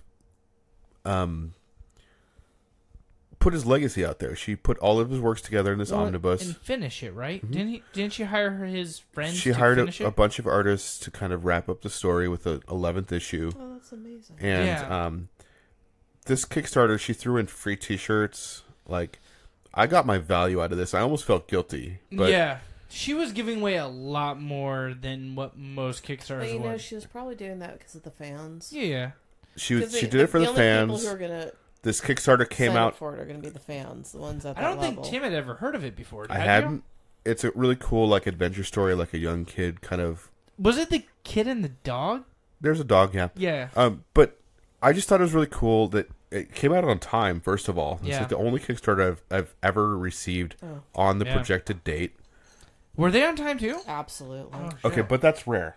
It's right? very Yeah, rare. it is rare. Yeah. So I just wanted to give a shout out to this woman using this platform to, honor her husband and protect his legacy. And I just thought that was really cool. Yeah. Like, even if you're not into comics or, I don't know, I thought that was really neat. This woman found a way to honor her husband that way. That is Just cool. want to mention that. So what's your next one? So I have, I think I'll buy the Key Armory. I didn't back their first Kickstarter. It was actually legitimately a house key that was in the shape of a fantasy sword. So the Master Sword, Kingdom Hearts. Yeah, Kingdom Hearts. Chrono Cross, I think. I believe so. But they did another one, and since I'm trying to buy out a business, I need to be fancy as fuck. I need a tie clip someday. So I bought a sword clip, which is in the shape of the Master Of course Sword it from is. The Legend of Zelda. So I did back that one. They've gone on to do other things like cufflinks for jackets and t-shirts in the shapes of shields, which is pretty cool. They're out of Salt Lake City, Utah, and it was delivered on time. So Are you getting cold? No, but Okay. I'm arranging. I'm trying to think of can't remember Project Ukulele. What are you talking about? That might have been 2018, right at the very beginning. Well, I want to talk about two others. Well, Unless you you're- then. Are you done with that one? I'm done with the sword clip one. So Capley was a camera. God damn it! You've backed a shitload of cameras this year. 2. One, I'm pretty confident will be delivered sometime either January, February. I'm getting regular updates from this person, and it seems like he's, just making sure everything's tooled right, and I'm highly confident I will eventually get this camera. This other one, Capley, I don't know if I'll ever get it. The last update's been in September.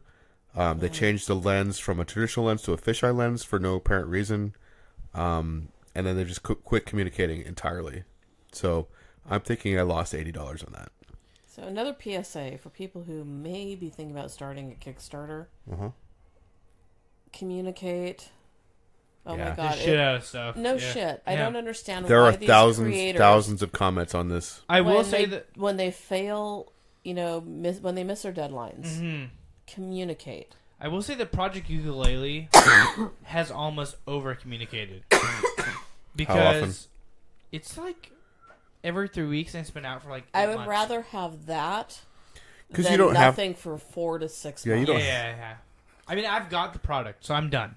Okay. But it's like their team updates. Like, we're working on a Nintendo Switch version, and like these are the updates coming to the game. Like, they're using it Nobody for wants the aftermarketing. Exactly. It's all the aftermarket. I'm just like, holy shit. Well, the aftermarketing actually ties into my other one. I have another one.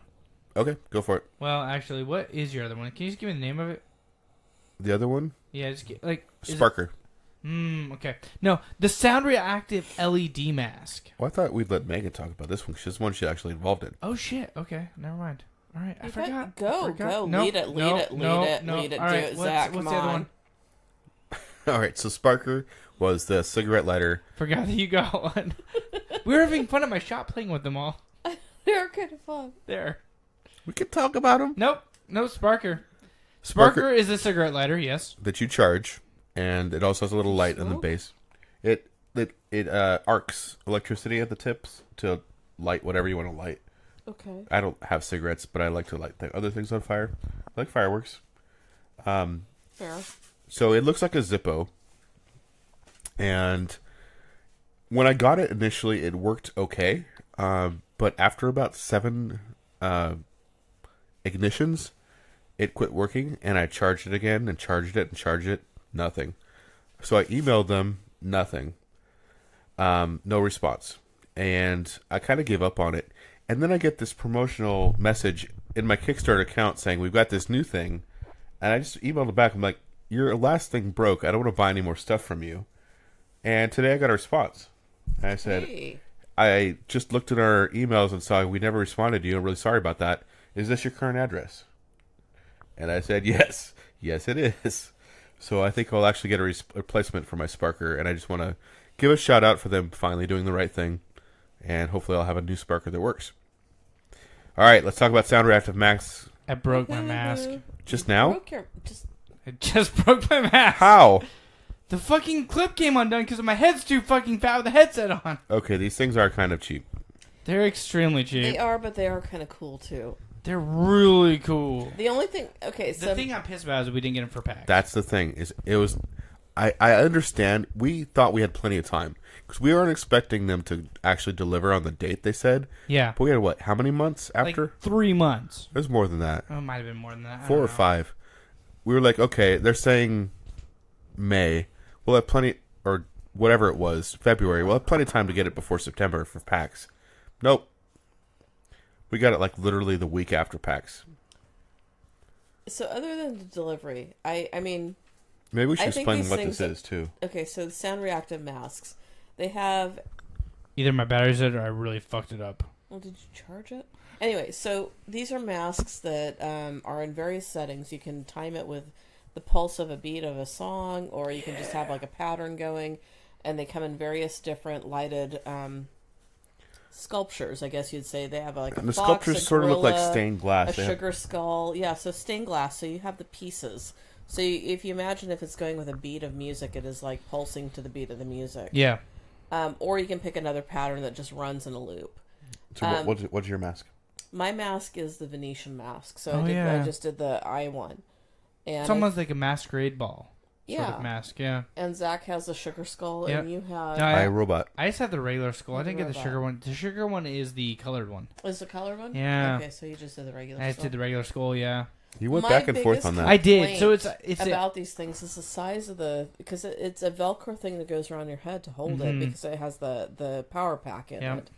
And to me, that's so awkward. It is. The thing that my complaint is that it takes audio from the back of the mask, and it takes a good volume to get them going. At least on mine. So I would suggest, if there was a revision of this, that the power pack is separate and you Agreed. clip it onto your belt or something like in the runs front. Yeah, down like because- the because like to runs me- down your neck, down underneath your Because shirt. to back me, your even they hip. could do something with Bluetooth in this thing and have it be a lot more effective. Because it's just, to me, if you're going to have it look like the mask it is, you have to wear a hoodie. Yeah. Or you have this gigantic This Velcro thing going over your head. Absolutely. We I were mean, just planning on hoodies. aesthetically, it's a little awkward. It is. So And in that's the videos, they have hoodies on too. And I'm like, Oh, yeah, absolutely. That's the thing with these Kickstarter projects is you kind of feel like you're the beta testers for these things. Of course. I've had some where I mean, I did the suitcase that has all the charging equipment. I can't remember what it's called. Giro, I think is what it is. I The did one that that's like suitcase. out everywhere now on podcasts. I know, but the thing it's so off balance. Really? It just falls over if you're not paying attention. Oh, if you don't shit. place it exactly right. I mean, it's absolutely absurd. Wow. I wanted to get one of those luggage things that's also like a scooter. Yeah, those were cool as Okay, shit. so I saw. Did you see somebody using one? I'm meaning to laugh because I saw somebody. There was like a kids version of it. Nice. So I just saw kids wipe out on it, and I laughed because I don't think that I've had bad experiences with children maneuvering their own luggage in busy airports, and so when I saw a child wipe out on said luggage. I laughed. You should. You really should. Please, out loud, pointing at him. You dumb fuck. All right. My Kickstarters this year, really quick. Yes, we're that's what I drinking out of was one going to of ask. them. So Do you Zach remember and I are drinking out of the North Drinkware, which this company hand blows glasses of mountaintops that are throughout the United States. Right now we have Mount Hood glasses because we're in Oregon. Well, We're in technically Washington. Right now. Yep. But I'm from Oregon. But they're out of Oregon, aren't they? They are out of Yeah, Oregon. they're out of Portland. So they started with Mount Hood, but they do have Mount Rainier. And they have several others. They have St. Helens, and they have one in Idaho as well. They also have the Alaska. They renamed it. I know it is Jesus something Christ. else. But I was just there like 3 years ago. Yeah. So this year they did a release of. They were trying to do smoked glasses, so the glasses were supposed to be gray. They had some issue with getting that smoke coloring in the glasses, so we just got clear ones. But I got 2 pint glasses, 2 rocks glasses, and then they did a topographical. Wait. Is the pint glass at the mountains at the bottom too? Yeah. Fuck. They're super awesome. And they deliver on time. They're It's great a Denali. communication. And Denali, thank you. What was it before that? Because that's what I always remembered Yeah. I can't remember what the hell it was before. I'll look it up. But part of this Kickstarter campaign also is they worked with Pendleton, which is a woolen mill in Eastern Oregon. And they did the topographical map of Mount Hood on a blanket, a wool blanket. That's cool. So I got these pint glasses, these rocks glasses, and that blanket. And Mount McKinley. Mount McKinley, that's what I always know it is. I was going to say McLaughlin, but that's Southern Oregon. Yep. So that was one of them. Another Kickstarter campaign that I support every year is one called Rebel Girls. They've now published 2 books and a journal. And I do this for a friend whose daughter is one of those young girls who's super empowered, and it tells stories about women who have made history. And it's just like literally a 1-page snapshot. They take artist representation throughout the world and they make it this book. And my friend's daughter has introduced this to her friends, her teachers. She's kind of really expanded it. And this year they did a journal, and so I supported that this year as well. Oh, nice. Yeah.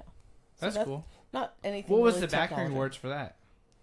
The books. Oh, sweet. That's cool. Yeah, stickers, books, postcards, podcasts. Damn. Things like that. So, That's awesome. Yeah. All Those right. are my things. I think I don't think I have any more podcasts for this year.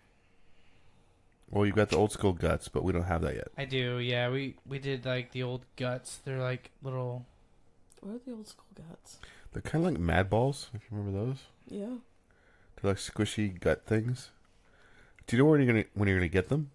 I don't. They were supposed to send out a survey before Christmas, and they emailed me and they're like, "Hey, sorry, we had family things, and we didn't get the surveys out." They're like these squishy gut balls. Yeah. I'm pulling up a So photo. like you really have good. like lower intestine, upper intestine. Oh yeah, we have heart. eyeball, heart. Oh, I love that. We literally backed it on the podcast while we were talking about it. Yeah, I love that. belly, brain, heart, eyeball, So when I was, stomach.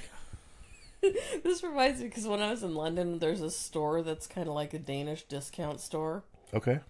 and they had these little models of the eyeball that kids could like pick apart and put back together an eyeball, and they had like the pregnant belly. And my friends so wanted to buy that to freak her children out.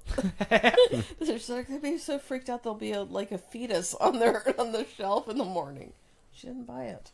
Why? I know. You should have bought it for us. I would have hung it up in my office. I might do that. It doesn't quite match. I don't care. All right. Well, before we talk about our favorite games of 2018, I think it's time to refill our glasses. I think you're right. All right. I'm gonna have to drink a little bit more here, but We're down on ice, so do you guys want to get more ice? Or do you just want Yeah, to go let's- right into the aged? no. All right, we'll be right back, guys.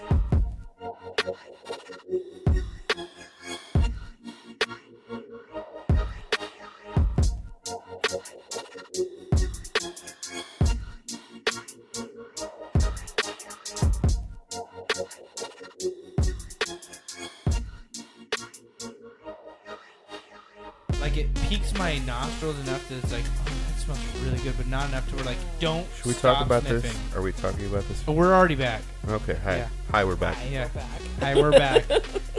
All right. Nostrils and all. This is the Suntory Hibiki 12-year Japanese blended whiskey. 43% alcohol. The bottle goes for about $600 plus right now. Some of the whiskey's been partially matured in plum liquor casks. The malt is from Hakushu and Yamazaki, and aged grain from Chita. Following the surge of popularity of Japanese whiskey in the 2010s, this expression was discontinued by Suntory in 2015. Bottles have now become rare and collectible. Suntory is also discontinuing the Hibiki 17 year, the same whiskey Bill Murray's character advertises in the movie Lost in Translation. I remember that. What's that? The Hibiki Centauri 17 year was when Bill Murray in Lost in Translation. Yeah, was what's out. that? What's that? It's a movie? Yeah, it's a movie. Okay. Oh, okay. Yeah, we're gonna watch it. I forgot. I'm talking to somebody who's not. This particular movie is not your kind of... Well, there's parts you would enjoy, but as a whole, you would not enjoy that movie. Gotcha. All right. But my question is, So how for this have one, you... for collectible, Yeah. you guys are welcome. Thank you. Yeah, thank you. Yeah. Before For we these say- next two, very much thank you. we're not even worthy of the last one. No. No, I anybody who appreciates this, I'm happy to drink with. So the nose is very subtle compared to the other three we've had. The tasting notes say the nose will be sweet caramelized Ooh. nuts, lemon, blackcurrant, pear, Oh, vanilla, that's amazing. dark toffee, and cherry Do you get a spice. little bit of afterburn on this one? A little bit. Yeah. So I haven't tasted it. I'm still smelling. The palate should be oak, dark cherry, sweet caramel, buttery with a hint of I get smoke the oak. Yeah. and wood spice, I definitely get the oak on this one. I get a little Oak bit of and wood cherry. Like, spice. and a long finish with a hint of smoke. Yeah, you definitely get the oak and smoke Yeah. and the wood spice.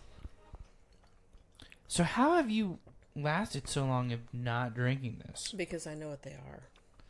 And I so get- these are things to be cherished and I get that, but when you bought this bottle per se, Mm-hmm. the next one, I understand that. But this bottle was like under $100 when you bought it. yeah.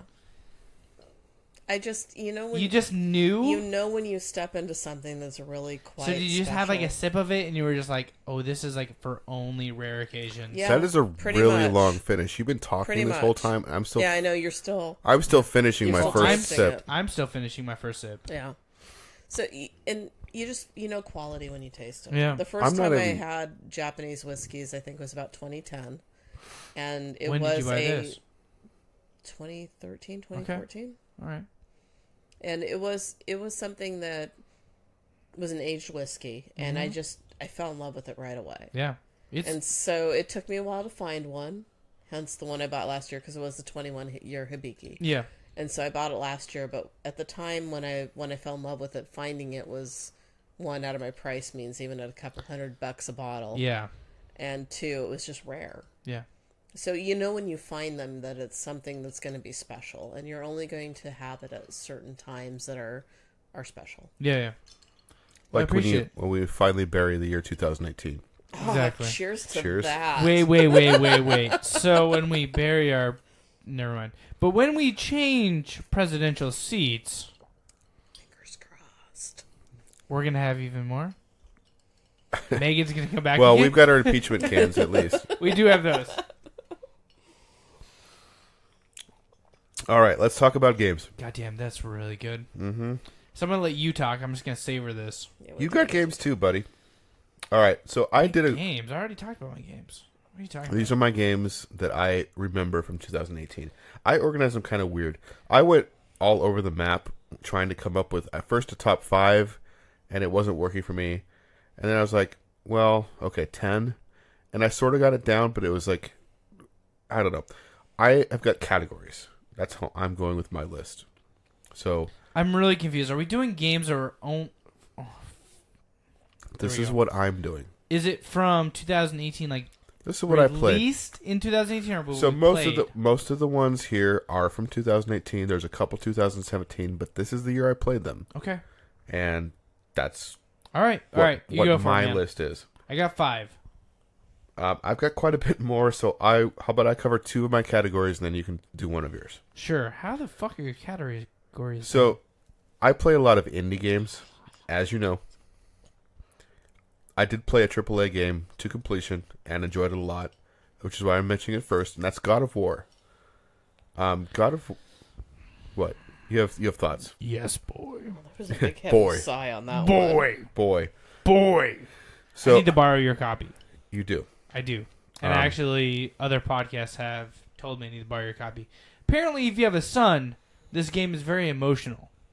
Yes. So Kratos, the God of War, star of PlayStation 2, PlayStation 3. He was not on PS1. That's right. It was the very No, it's beginning of PlayStation. PS2. There's no way a PS1 could handle. Well, I mean, it could, but it would not No. be. It would not be the same. It'd be terrible. Yeah. So he's this raged, angst-filled, like Dickhead like me. Yes. testosterone. Yep. Okay, Mhm. through the first 3 games, and it's in Greece, and this is a departure. I'm waiting for the Italian Kratos, and we're good to go. So Kratos is now middle-aged. He's a Midlife crisis. He's we'd a say. demigod, so like age doesn't really matter. But he's weathered. Like there's wrinkles in the corner of his eyes. He's still buff and strong, but he's not a young man anymore. Yeah. Even though he's a demigod. He's chilled out a little bit. And for reasons that if you've played the first 3 games, he's left Greece. He burnt some bridges. Didn't he like kill all the fucking gods? Pretty much. Yeah. He went to Mount Olympus and Just fucked them up. yeah, he left Greece. Yeah. So He was like, I'll see you later. he's now in the Nordic lands, and he has a son. And the game opens up, and they are trying to bury the boy's mother. She has died, and the whole quest of the game is to bury her in this one mountain, the tallest peak in the land. Hold up. What? You carrying ashes or a body with you the whole time? I think it's ashes. It's in Okay. a bag, so it's probably ashes, yeah. Alright, Yeah, second. actually it is ashes because they burn the body in these special birch, whatever. Okay. Whole scene.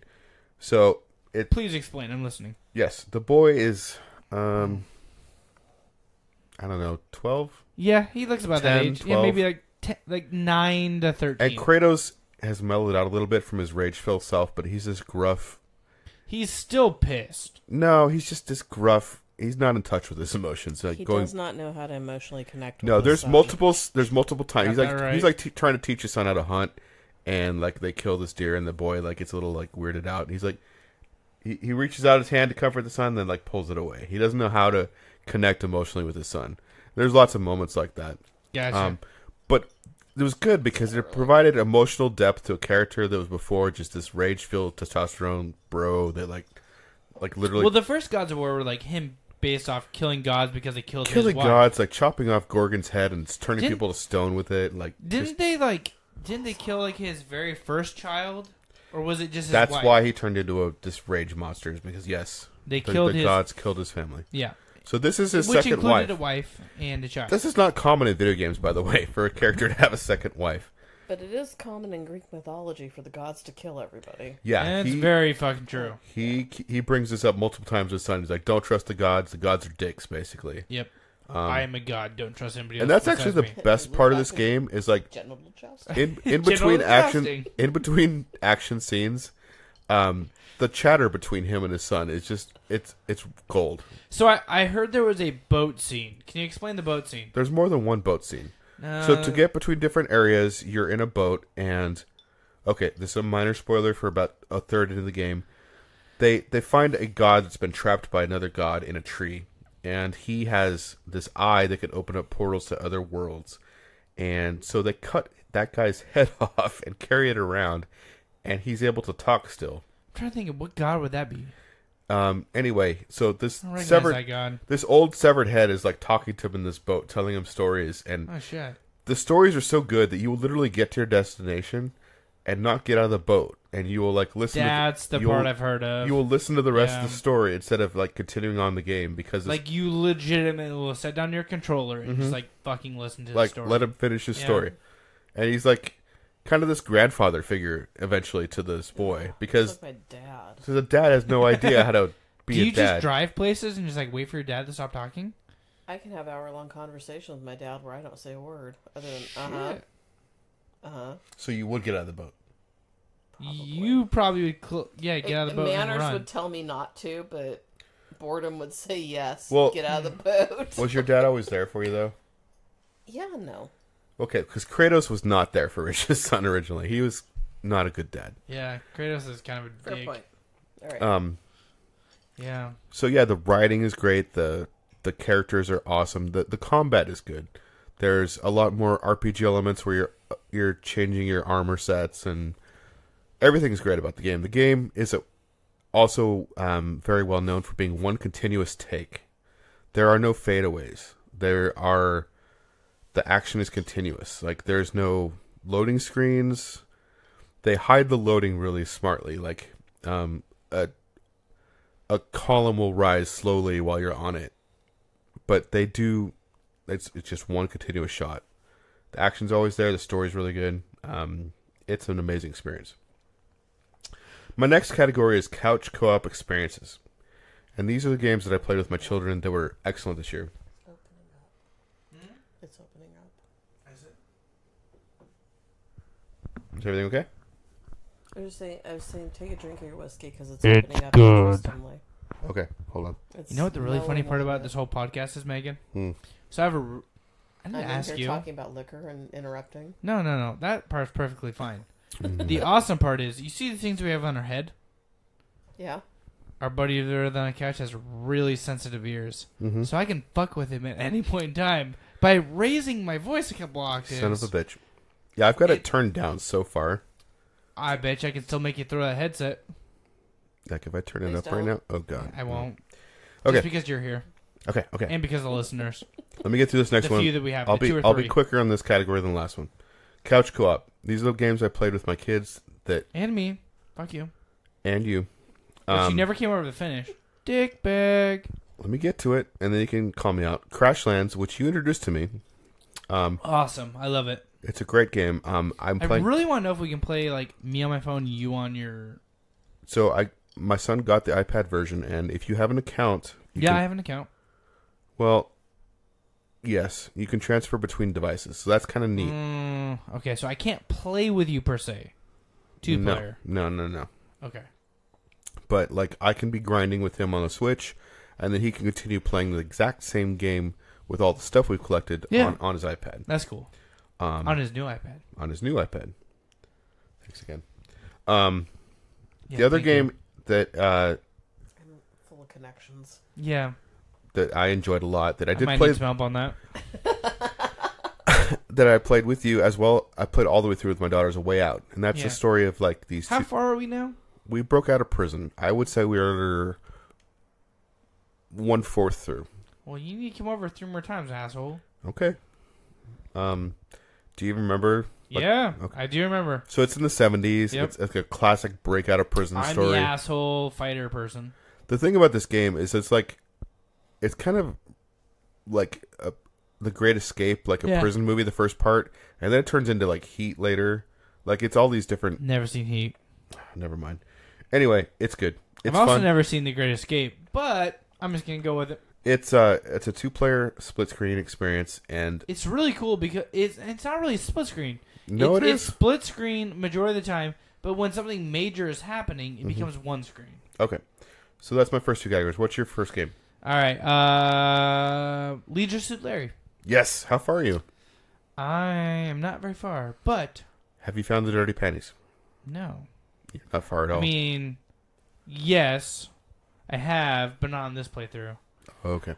Depends on when you're talking. I played a lot of it at PAX. Okay. So I played a good majority of the PAX. My current playthrough, no. And that's for games later on in this category, or in this list. But I'm fucking loving the comedy. My favorite part is how they skewer all of the social media platforms. See, I haven't got to that yet, because the panties is like when you open up the social media to a certain extent. Kind of right after that is when it opens up. And I got to that in the PAX playthrough in the hotel room, in the dirty, dirty hotel room I was in. Was it Shitstagram? What do they call it? fuck do they call it? I don't remember. Timber. Instead Timber is Tinder. And Instagram is Instacrap. Instacrap, yeah. Yeah, Instacrap. And then Apple is Crapple. Or no. What is Apple? It is I don't know, but is the it symbol. pear? It's pear, and the symbol looks like a vagina. Yeah, it's a vagina. Yep. That should And make it better. what's that? If it's a vagina, it should be better. It should be better. Yeah, but the vagina building is shaped as a big penis. Oh, well, that doesn't work. Yeah, It is a little confusing. it is. I don't know. It just seems it's cool. It's a millennial take on Leisure Suit Larry, and it's a new team. They got the license to it. But Leisure Suit Larry himself is still like he's literally He's literally the same Leisure Suit Larry They who literally- banged a woman. They do a and hot then- tub time machine thing Yep, for him. and then just jumped into the future. So I don't know. It's funny, interesting, and I honestly think my favorite part of the game is like literally trying to find a tiny ass hotel in the middle of downtown Seattle to go and check this game out. Going through a sketchy ass hallway to be asked if I want hand sanitizer. So I think The answer is always yes. yes, and coffee. All right, my next two categories Sanitizer, then coffee. Yes. in that order. Yep. It was. So these are not couch co-op games, but I shared both of these experiences with my daughters, and it made it like better. Like we'd made decisions on these story games together, and it was a really cool experience to share with her. The two games are Life is Strange 2 Episode 1. It was just cool to go through the story and decide together how we're going to play it out. And I look forward to playing the rest. I actually started the game without her, and she got I mad remember she got pissed at you. because we played the first game, Life is Strange 1, together, and she got really mad, so I had to start over. And we made some of the choices differently. And the game has started really strong, and I'm looking forward to future episodes, which I think will be coming out in about a month, the next episode. Nice. And then Dream Daddy. Dream Daddy was one of my favorite gaming memories of the year. This is not like I play weird indie games, but this was weird even for me. It's a weird fucking game. You are a recently divorced dad, and you move into this cul-de-sac full of other dads, and you have this precocious, like, I don't know, almost college-age daughter, very sarcastic, but Is she college age? I didn't realize like she was that old. well, she's applying for college. Okay, so she's like a senior in high school, junior. Yeah, something she's like that. applying to multiple colleges. Wow. Super sarcastic, and I was her thinking like middle school. her tone is actually very similar to my daughter's. So we're playing this game, I can see that. and the whole Your daughter's conceit, very mature for her age. the whole conceit of the game is you are recently single, and there's all these other like hot dads, and Yeah, You- stoner dad, punk rock dad. jock dad. There's a Yeah. literary dad, and you like go on dates with them, and like You go on dates with them? Oh yeah. yeah, This is a gay dating sim sort of game. Oh, okay. I don't know how to chalk it up, Tim. I mean, yes. political The one- correctness aside, it's a gay dating sim. That's fine. Yeah, The one that I was most intrigued, you can play the game multiple times. you can. I went for the bad boy who was like always like he would have. That's the bad choice, technically, right? Like you just end up as friends no matter what. That's the thing. We went on 3 dates, and we went to the And it ends the game, right? after the third date the game ends, and my daughter was pissed because he friend zoned us at the end. That's the one that, no matter what, friend zones you, right? Right. Aren't there like options like where you get friend zoned on the other ones, but you can also? I'm date not sure. them? I don't think so. So the character that I would, if I played again, would be the youth pastor who is married to this. Who's married? He's married, Ooh. and Fly but under what's the radar. what was funny was his wife was hanging out with us with the bad boy, Oh shit! the guy who was like in the. So they're banging. She was like a cougar. She was picking up on other. She was with us, but she was picking up on other people at the bar. But yet she's with this youth pastor, who's obviously got some kind of secret double life if he's Yeah, no available to shit. date me. Yeah. Anyway, so we streamed this game on a obscure platform called Caffeine, Oh, I remember that cat. Yeah. and the conceit was that she would play the voices of the male characters. I played the voices of the female characters. Oh, I remember that. Yeah. And so we would say all the lines, and like we had different voices for everybody, and it was a lot of fun. Huh. It was legitimately like one of my best gaming memories of 2018. That's cool. All right. And you share it with your daughter. I did. And so what's your next game? My next game would be possibly NBA 2K19. Okay. So it was You okay. said possibly. Possibly. It was okay. It was like an okay NBA sim story mode. You're not really selling me on it. Tell me something good about it. Graphics were awesome. The gameplay was good. Okay. Just like the story modes in these games just fucking suck. Like they just don't put any. It's just a game sim. It's just a basketball sim. So the story was just to get to the next game. Yeah. Okay. So nothing too super exciting, but it was new rosters and shit like that. So if you give a shit about sports and the rosters and the new updated strengths, balances, weaknesses of the players in this sport, yeah. It's really Now that my fucking ice has good. melted into my drink, We are all still just loving this 12 if there's long pauses, it's because we're like, this is really good. Okay, but I'm going to try to keep on track here. I mean, I could go again if you want. No, it's okay. I've got a lot to get through. My next category is called Indie as Fuck. These are the games that are, Indie as fuck. like, I would not necessarily... Ooh, shit. What? I thought about an indie game. Oh, I know which one. I think I know which one. Is it Cold? What the fuck is that? You thought of an indie game. Yep. Is it Cold? No. Okay. Not the one I was thinking of. Oh, yeah, that was a good one, too. Holy shit. Okay, you have to wait now, though. Wow, you really need to help me with video games. Squirrel. Yeah. He is a squirrel. Yep. Forgot all about it. And I'm the one who did the interview. So, this game is hard to describe. It's called The Gardens Between. You play as two characters, like childhood friends, and you're on these kind of dreamlike islands, and you progress through the islands in kind of a upward spiral. And you don't actually control the characters, you control the passage of time. So each of the two characters is walking upwards on this path, Okay. and they can interact with different things. This actually sounds like something I would enjoy. So there's puzzles involving a lot of like lanterns and picking up light into the lanterns, and what you actually control is the passage of time. So it's like, think of a dial spinning forwards and backwards, and things like, a good example is one where there's things on the island. Like one is all about old technology, like VCRs, and a tape will go into the VCR, and something will show on the TV screen. And it's all kind of 80s nostalgic things. Like there's a version of a Mac on it, and there's one with dinosaur bones though. Is And there the a rotary dial phone? oh, totally. Holy shit. I I had to learn screw how with to. anybody over our age. I had to learn how to use one when I was a kid, and holy fuck. So the dinosaur bones like I'm younger, sorry. like fall apart and come back together as a whole deal. skeleton, and It's a bitch. You literally have to put your finger in a hole, and I know. and you don't just push inside the hole. think about when you. I just don't- want to extract that one audio bite and just Put your What? finger in a hole. I'll give that to you. Think Don't about worry. when you don't. That'd be your new ringtone. Don't make Finger it all in the a way hole. around, and you have to start over. Yeah, that. I got another podcast thing to say. There was a kid once that learned the tones. he doesn't have to drive anywhere, fortunately.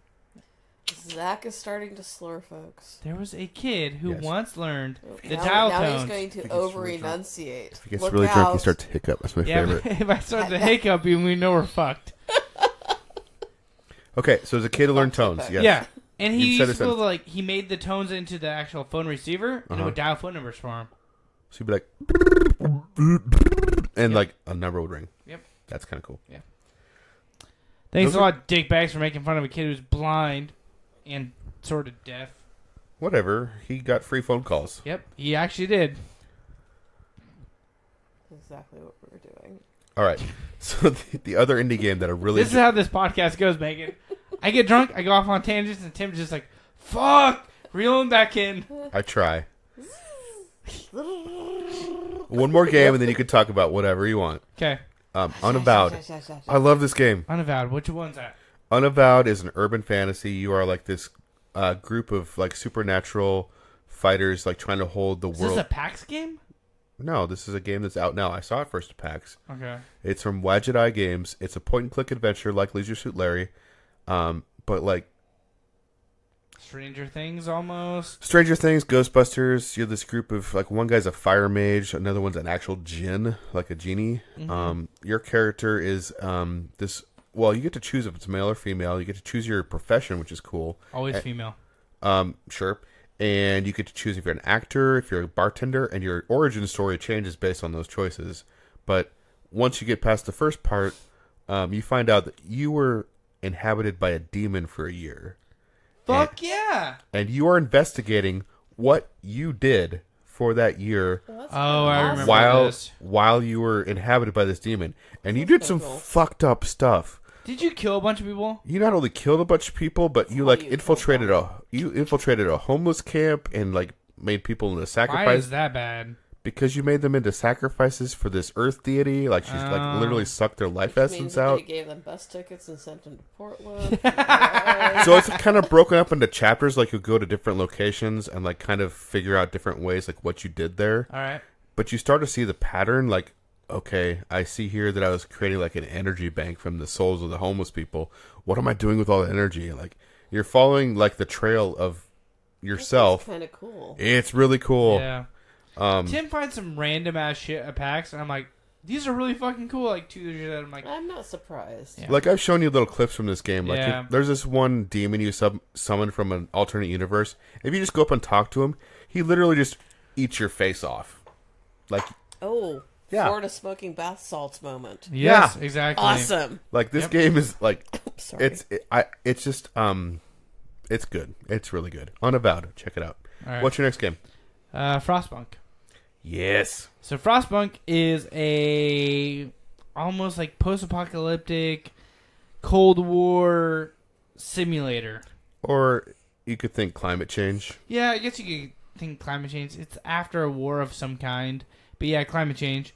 The whole world's fucking frozen over. And there's a small civilization with one generator. And you got to keep the generator going. It's an RTS almost-esque. And you're basically, your whole point in the game is to generate enough warmth and living space while sending out search parties for other survivors out there. It's based in Russia. Actually, I think, where was the team based out of? It was Poland, wasn't it? yeah, it was Poland. So like it's like Russia/Poland, and I don't know. It's fucking complicated. You have to make choices in the game. Like, are you gonna work children? Like children labor laws. Are you gonna work children 24 hours a day? Are you going to give them a rest day? Are you going to bury your dead, or are you going to throw them out in the snow piles? And all of these choices Are have you- ramifications. Are you going to be a cannibal for food supply, or are you going to starve because you can't become up with enough other So food? this sounds like a really dark version of Oregon Trail game. It is. And I've never been able to survive very far. I make like all good choices. Like we're gonna bury people. I don't think you'll never win that way. We're gonna bury people. We're gonna have churches. We're gonna do this. And I'm like, okay, fuck it, that didn't work. I'm gonna fucking eat people. I'm gonna fucking kill you because you fucking showed up to work late. And I'm gonna eat your body. Still die. I just don't fucking get how the hell you make it very far in this game. I have gotten a couple survivors, and I've went back to their booth last year at PAX. I learned about it 2 years ago at PAX. Mm-hmm. Is when I did my interview with them, and they're a really cool team. And he helped me through quite a bit of it, and I got a little bit further than I have on my own. Went back by it last year and like talked to him again, and I think the problem is like I'm playing on like realistic and not playing on like the casual gamer side of it. You should probably start there, yeah. Yeah. So like I started out like where I guess like his levels have jumped. So like what casual was before, like when I first played it, was like anything you did, you were gonna win. And the realistic was like the actual like life choices implicated, and now it's basically he's deleted like the very first PAX run of difficulty, and so casual is what I played before, and I've just been playing what I've realistic, and it's difficult. It's a lot of choices, but like they don't give you a long time to choose. Like they'll tell you like, hey, your civilization's gonna die in like 6 hours if you don't make a choice. What are you gonna do? But it doesn't pop up on your screen. It doesn't like if you're not checking like your leader log all the time and following up on like what an actual leader would do, you're not going to know that things are needed in your community. Like you need to be attentive to what people are actually like messages they're sending you, and not alone with just like the random like exclamation marks like on the map. So it's a fun game. I had a lot of fun. We streamed a shitload of it at the beginning of the year on the Buttons Masters channel. So if you guys want to check me out, dying a whole ton. A lot of kids eating a lot of kids. And a lot of kids working their bones to frostbite. Go check out Frostpunk. Okay. My next category is long. Oh, shit. Let's do this. I call this the short and sweet category. Right now, I don't have a lot of time to game. So if I can beat a game in 2 hours, it's actually a positive for me. It's like some people, like RPG fans, want a game that's like 40 hours long. Or 120. If I look at a game like that, I'm not going to pick it up. Oh, like Fallout 4? Right, exactly. I'm just... You literally were at the fucking end of the game, and you're like, meh. I don't want to choose. So this is my short and sweet category. Donut County. What the fuck is that? That is a game... Is that literally like Homer Simpson driving around getting donuts? No, you're this asshole raccoon that has an app that delivers donut... Like, people like want a donut delivered, and they push on this app, but he's lying to them. He's actually delivering the donut holes, and the holes are like in the ground, and they swallow everything up. Like, this asshole raccoon is like destroying the town he lives in by like dropping everything into these holes. And like, there's a subterranean area where all the people and everything fall into. And they're like talking about what an asshole this raccoon is. It's hilarious. All raccoons are assholes. And there's... My brain went ADHD and went a different direction. You want to hear my story? 1 second. And then, okay. Yes. There's a Trashopedia that lists every single thing that you can drop into the holes, and it has hilarious description. It's like a snake would be like a asshole stick or something. Okay. Story. So, there is a new startup company in Portland right now. Okay. That you can order... sex toys and food at the same exact time and have them delivered to your doorstep. Boom. All right. Well, that's one-stop shopping. Yep. My next game is Uncharted: The Lost Legacy. My friend's a driver for them. He's making a lot of good money, actually. Finger foods and sex toys. Is the donut hole? Any type of sex toys. Finger foods. That's what I'm thinking. Just fast food. It isn't. Is that for when you can't the story decide? The sex toys are totally secondary. It's like what? No. Their whole... I can't decide if I'm horny or hungry. Their whole entire market is sex toys. Oh.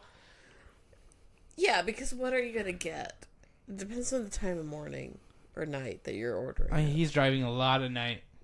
So you're going to get a lot of vibrators. And Jack in the Box. I mean, sometimes he doesn't get food. You don't have to order food. This is a perfect time. Like, hey, I really want Jack in the Box tacos. Okay, Washington and Oregon have legalized weed. So if there's sex toys and food available, there's probably somebody who's very stoned. He might be delivering weed. I don't know. I haven't asked that part, actually. He's got the trifecta. Find that out. So one of my other short and sweet games was Genital Jousting Story Mode, because that was 2 hours long. It always comes back to genital jousting. It kind of does on this podcast. Uncharted: The Lost Legacy. It's an Uncharted experience, but it's only like 4 hours long. Is that the one with the 2 female protagonists? Yes. Okay. It was really good. It was like the DLC, right? No, it's an own. Is it standalone? I think it launched at $40. You can get it even a lot cheaper now, like probably $20. Is it standalone though? It is completely standalone. Okay. It does not have Nathan Drake, and it's good and it's short. Yeah. It's with the I can't remember the voice actor name, but she was like, she got a couple awards this year for other titles. I think you're right. Late Shift, which you probably don't remember, but it's a live-action game where you make choices Telltale style. It's a heist kind of game.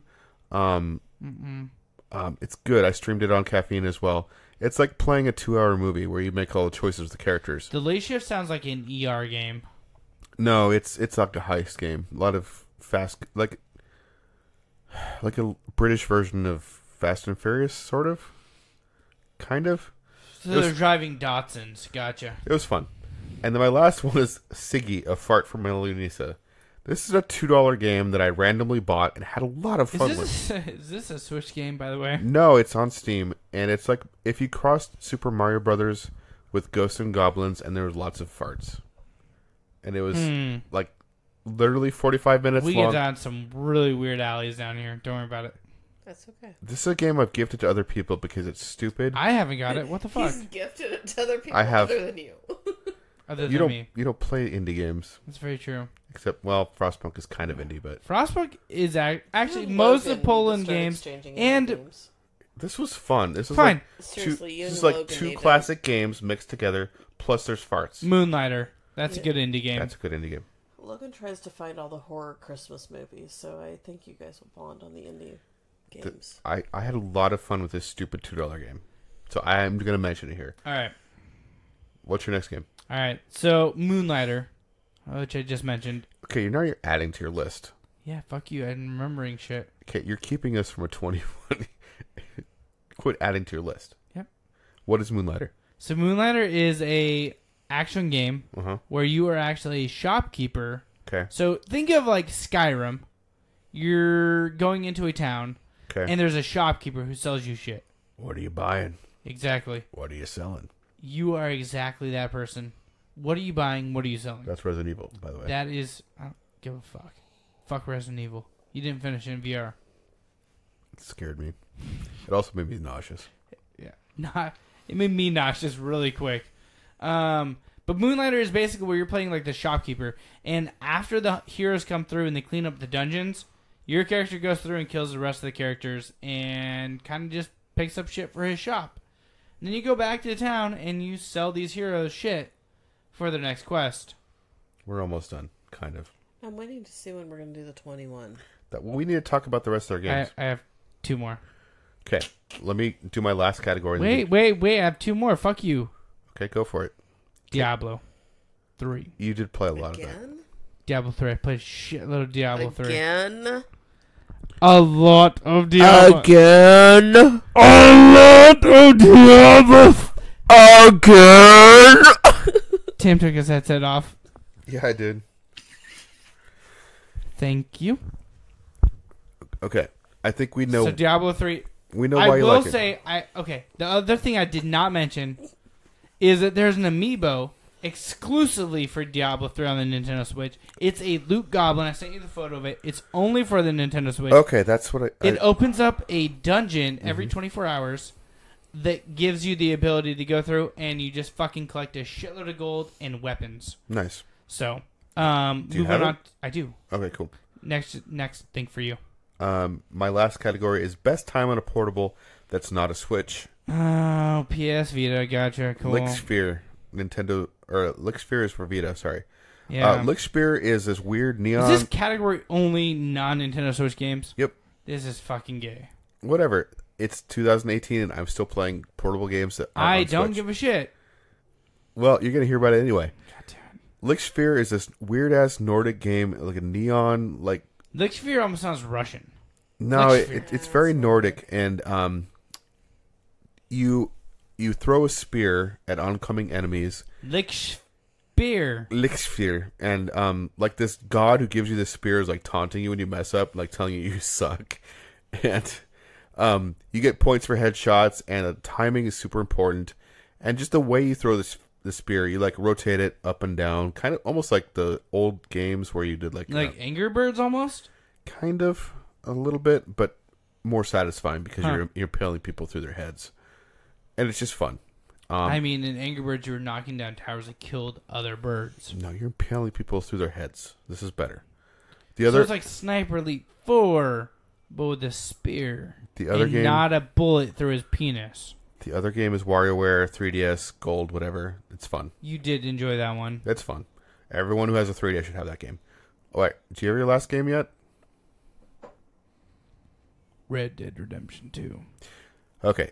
In Number one game of the in year. 40 words or less, why? Cowboy, Western, gunslinger. Decent story. Okay. So, I think I'm going to help you out here. I think it's more that you like being in that world. I do. I like the Old West a lot. I like my character's perspective on life of he doesn't give a fuck where the fuck you're from. You could be from Paris, you could be from Mexico, you could be an African American. He doesn't give a shit. You're perfectly fine in his book. The part that bugs me is the random acts of racism that like aren't felt throughout the rest of the world. That part pisses me off. It feels like I'm not going to get into it. I've gotten into it. We've gotten into it the last two podcasts. I think it's bullshit that the game doesn't hold. Every single town should have a certain aspect of racism in it, and if they're not going to have it, the rest of the game shouldn't have it. So it's not like you should go into like one fucking selective racism. Yeah, like it shouldn't be like there's like an invisible wall in the game where you cross into some other fucking town and all of a sudden it's racist. And then you like cross back over and it's not racist. Like, well, I mean, there's San Francisco and then there's Texas. Okay, but how many fucking towns are in between? You're not going that far. Okay. You're literally taking like a 10-minute horse ride, and all of a sudden there's racism. There's not. And the things I really like about the game is the story is really good. Like it's really well told. If you just follow like the story of your character, is really well told. The story that is around the rest of them, not so well. But Country Western is amazing. And I just really like that aspect of the American history. So, Great Plains, killing a bunch of shit, awesome. It's fun. I like the hunting aspect. Mm-hmm. You can track animals, and it's the side parts of this game are really done well. So, all right. So we finally reached the moment we've been waiting for at least a week. The moment where we try the Suntory Hibiki 21 year. What's the game of the year? I don't care right now. Sonic Revolution. I really want to drink this that Megan has graciously brought for us. I'm trying to bring up the tasting notes now. She has not cracked this yet, so she should probably crack this into the microphone so we can. It's gonna make like a pop. Like a it doesn't make much noise. It kind of unscrewed. I'm sorry to disappoint. So this is a 21-year blended whiskey. So, wow, I was 23 when this was first cast. Wait, when was this? Well, actually, no. You've had it how long? I had it March of last year. I bought it for my birthday. Okay. Okay, hold on. So this was blended 21 years ago. Well, 22 now, technically. So 22 years ago. Thank you. I was 6. Damn. All right. Yeah. And that puts everything into perspective. It does. This is named the world's best blended whiskey at 2013. Oh my god. World Whiskies Awards, and it was awarded Holy shit. 96 points in Jim Murray's 2014 Whiskey Bible. Hold on. I want to ask one question. Has any other whiskey in general ever been awarded this high? I don't know. I'm What sure the there fuck? has. All right, tasting notes. Nose, orange marmalade. I can smell the Apple. orange. Yeah. Oh, that's very citrusy, actually. Yeah. It's super That's citrusy. much different than the last one, the 12. Yeah. I kind of thought they'd be similar. Orange marmalade, apple, The clove, color's very different too. It is. honey, and plum wine. The palate is almond stewed Are these both Hibiki? stewed fruit. These are both, stewed fruit. So if you think of stewed fruit, think of something that's been like cooked for a while. Like a It baked, tastes like different a baked than a apple. fresh fruit. Yeah, exactly. But usually when they do stewed fruit, it's something like plums, So apples, stewed fruit, raisins. spice, citrus. Like I'm literally just like a regular Every- stew, but with just I'm like thinking fruit like a inside mulled of it. cider almost. what it's describing because it's saying cloves, spice citrus, sherry's malt, stewed fruit. Like that sounds like a mulled cider to me. It is going to be mulled, but it's not going to have that sweetness that you're going to expect with a mulled wine or a mulled cider. And subtle oak and sherry's malt, and the finish is a bright, crisp apple and citrus. So I'm getting a lot of like, they really like to Because do you can smell, oak. well, of course, they're all in oak barrels. They're sherry barrels, they're sake barrels. But you get that rich fruit I can smell hear your on the breathing, nose. Tim. It smells really good. It does. I really. Okay, I'm tasting it.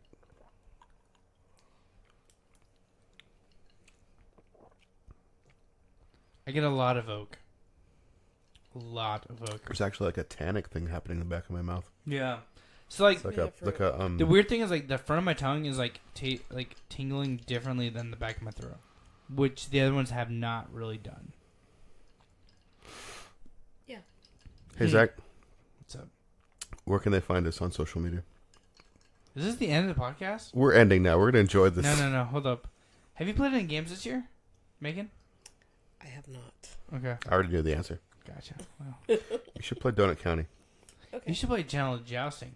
I'll do that too. If you're up sometime, we will play that. Holy shit. You know what we should do? What? We should get you, me, Megan, and your wife all playing General Jousting. My wife would not be as. Oh, fuck, she would too. She would No. have fun She'll as do hell. it. She We would would have have- so much fun doing that. If we would get, we have to get her drunk first.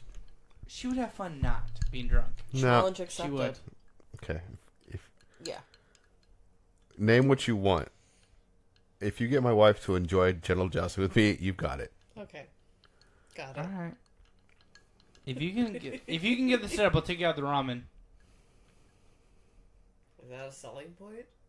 Mm-hmm. You don't like You don't like ramen? I like ramen, but it's just like that's a weird. I guess you selling live in point. Portland. In Vancouver, we don't have good ramen, so that's a selling Okay, point okay, around okay, here. Okay, all right. Yeah. Fair point. Fair point. So okay, hold on. What's your favorite ramen in Portland then? Probably. Oh god, that's a tough one. Yeah, all right. Help us out here because we've only had 2 in Portland so far, right? Which one's No, that I've you had had? 3 or 4 now. Okay, You've had 2. I've had 2. Which one's No, your I've only favorite? had 1 in Portland. You've only had Nornico. In Nornico in Portland. Nornico's very good. Okay. What's What's the other one that's in Seattle that was also in Portland, Tim? I can never remember the name. Okay. the Well, Boxer Ramen moved up from San Francisco. no, yeah, I haven't had that one yet. That one's pretty good. There's a ramen place that is. There's one in Seattle that's way better than Nornico's, but it's also Nornico's good, but it's not. I mean, there's a place that It's does consistent. sushi and everything else, and it's. I'm trying to remember the name of it. They're mainly known for their sushi places. And they have 3 locations. One's in Southeast Portland, kind of. Kazuki. Kazuki. Yes. So they're downtown one. The ramen and stuff. Wait, look at- Kazuki's in Portland or Kazuki's multiple in in, Portland? there's one in Beaverton, the one in Seattle's the one you like. The Oh, one in wait, Seattle is no, one I that's like. not the one I'm thinking of. Hold on. God, you guys are going to make me look this shut up. Well, shit, we're from Vancouver. We have one ramen place, and it's Yeah, so. there's this place that does traditional sushi and ramen, and they're excellent. Really? Yeah. Well, if you And tell they're me kind that, of under the radar because when ramen became ramen, and plus there's a guy over by Lloyd District that hand pulls his noodles, which is amazing.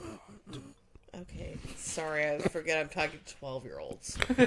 yes, you really. What are. is- Hand What does he pulling. do again? Yes. Does he pull his noodle? Yes, he He hand pulls pulls his noodles. But you'd have to wait a very long time to have your noodle pulled. I mean, if it's pulled right, it's worth it. Yep. So what you need to do is message us these because I would love to take It will. me and Tim and even you could go out. And even try 'em. you. Yes, it'd be awesome. So I've tried ramen several places, but the one thing at the Nornico, I haven't had better karaage than Nornico. The chicken, it's really, It's just very good. it's very buttery. It is. Izuyaki Kinchito. So they have over in Southeast near the Wonder Ballroom. Okay. Yeah. There's a sushi place there. They do ramen there, but they also have one downtown on the park blocks. So are they more known for their sushi and they just have ramen? They're known for both, but I Okay. would say they're more known for their ramen than sushi. Okay. All right, we're gonna try that one out. Yeah. All right. Sounds good. So social media, you said. Yeah, let's wrap this up. All right, sounds good. We can enjoy this without having to Plug talk. and Play Cast at Twitter and Instagram. Mm-hmm. YouTube.com/Plug and Play Show. Facebook.com/Plug and Play Show. Mm-hmm. And The where buttonsmashers.com. did you already do YouTube? Yep. Okay. Plugandplaygamer.com. Until next week. Until next week. Cheers. What she said. Don't forget to prime and shine.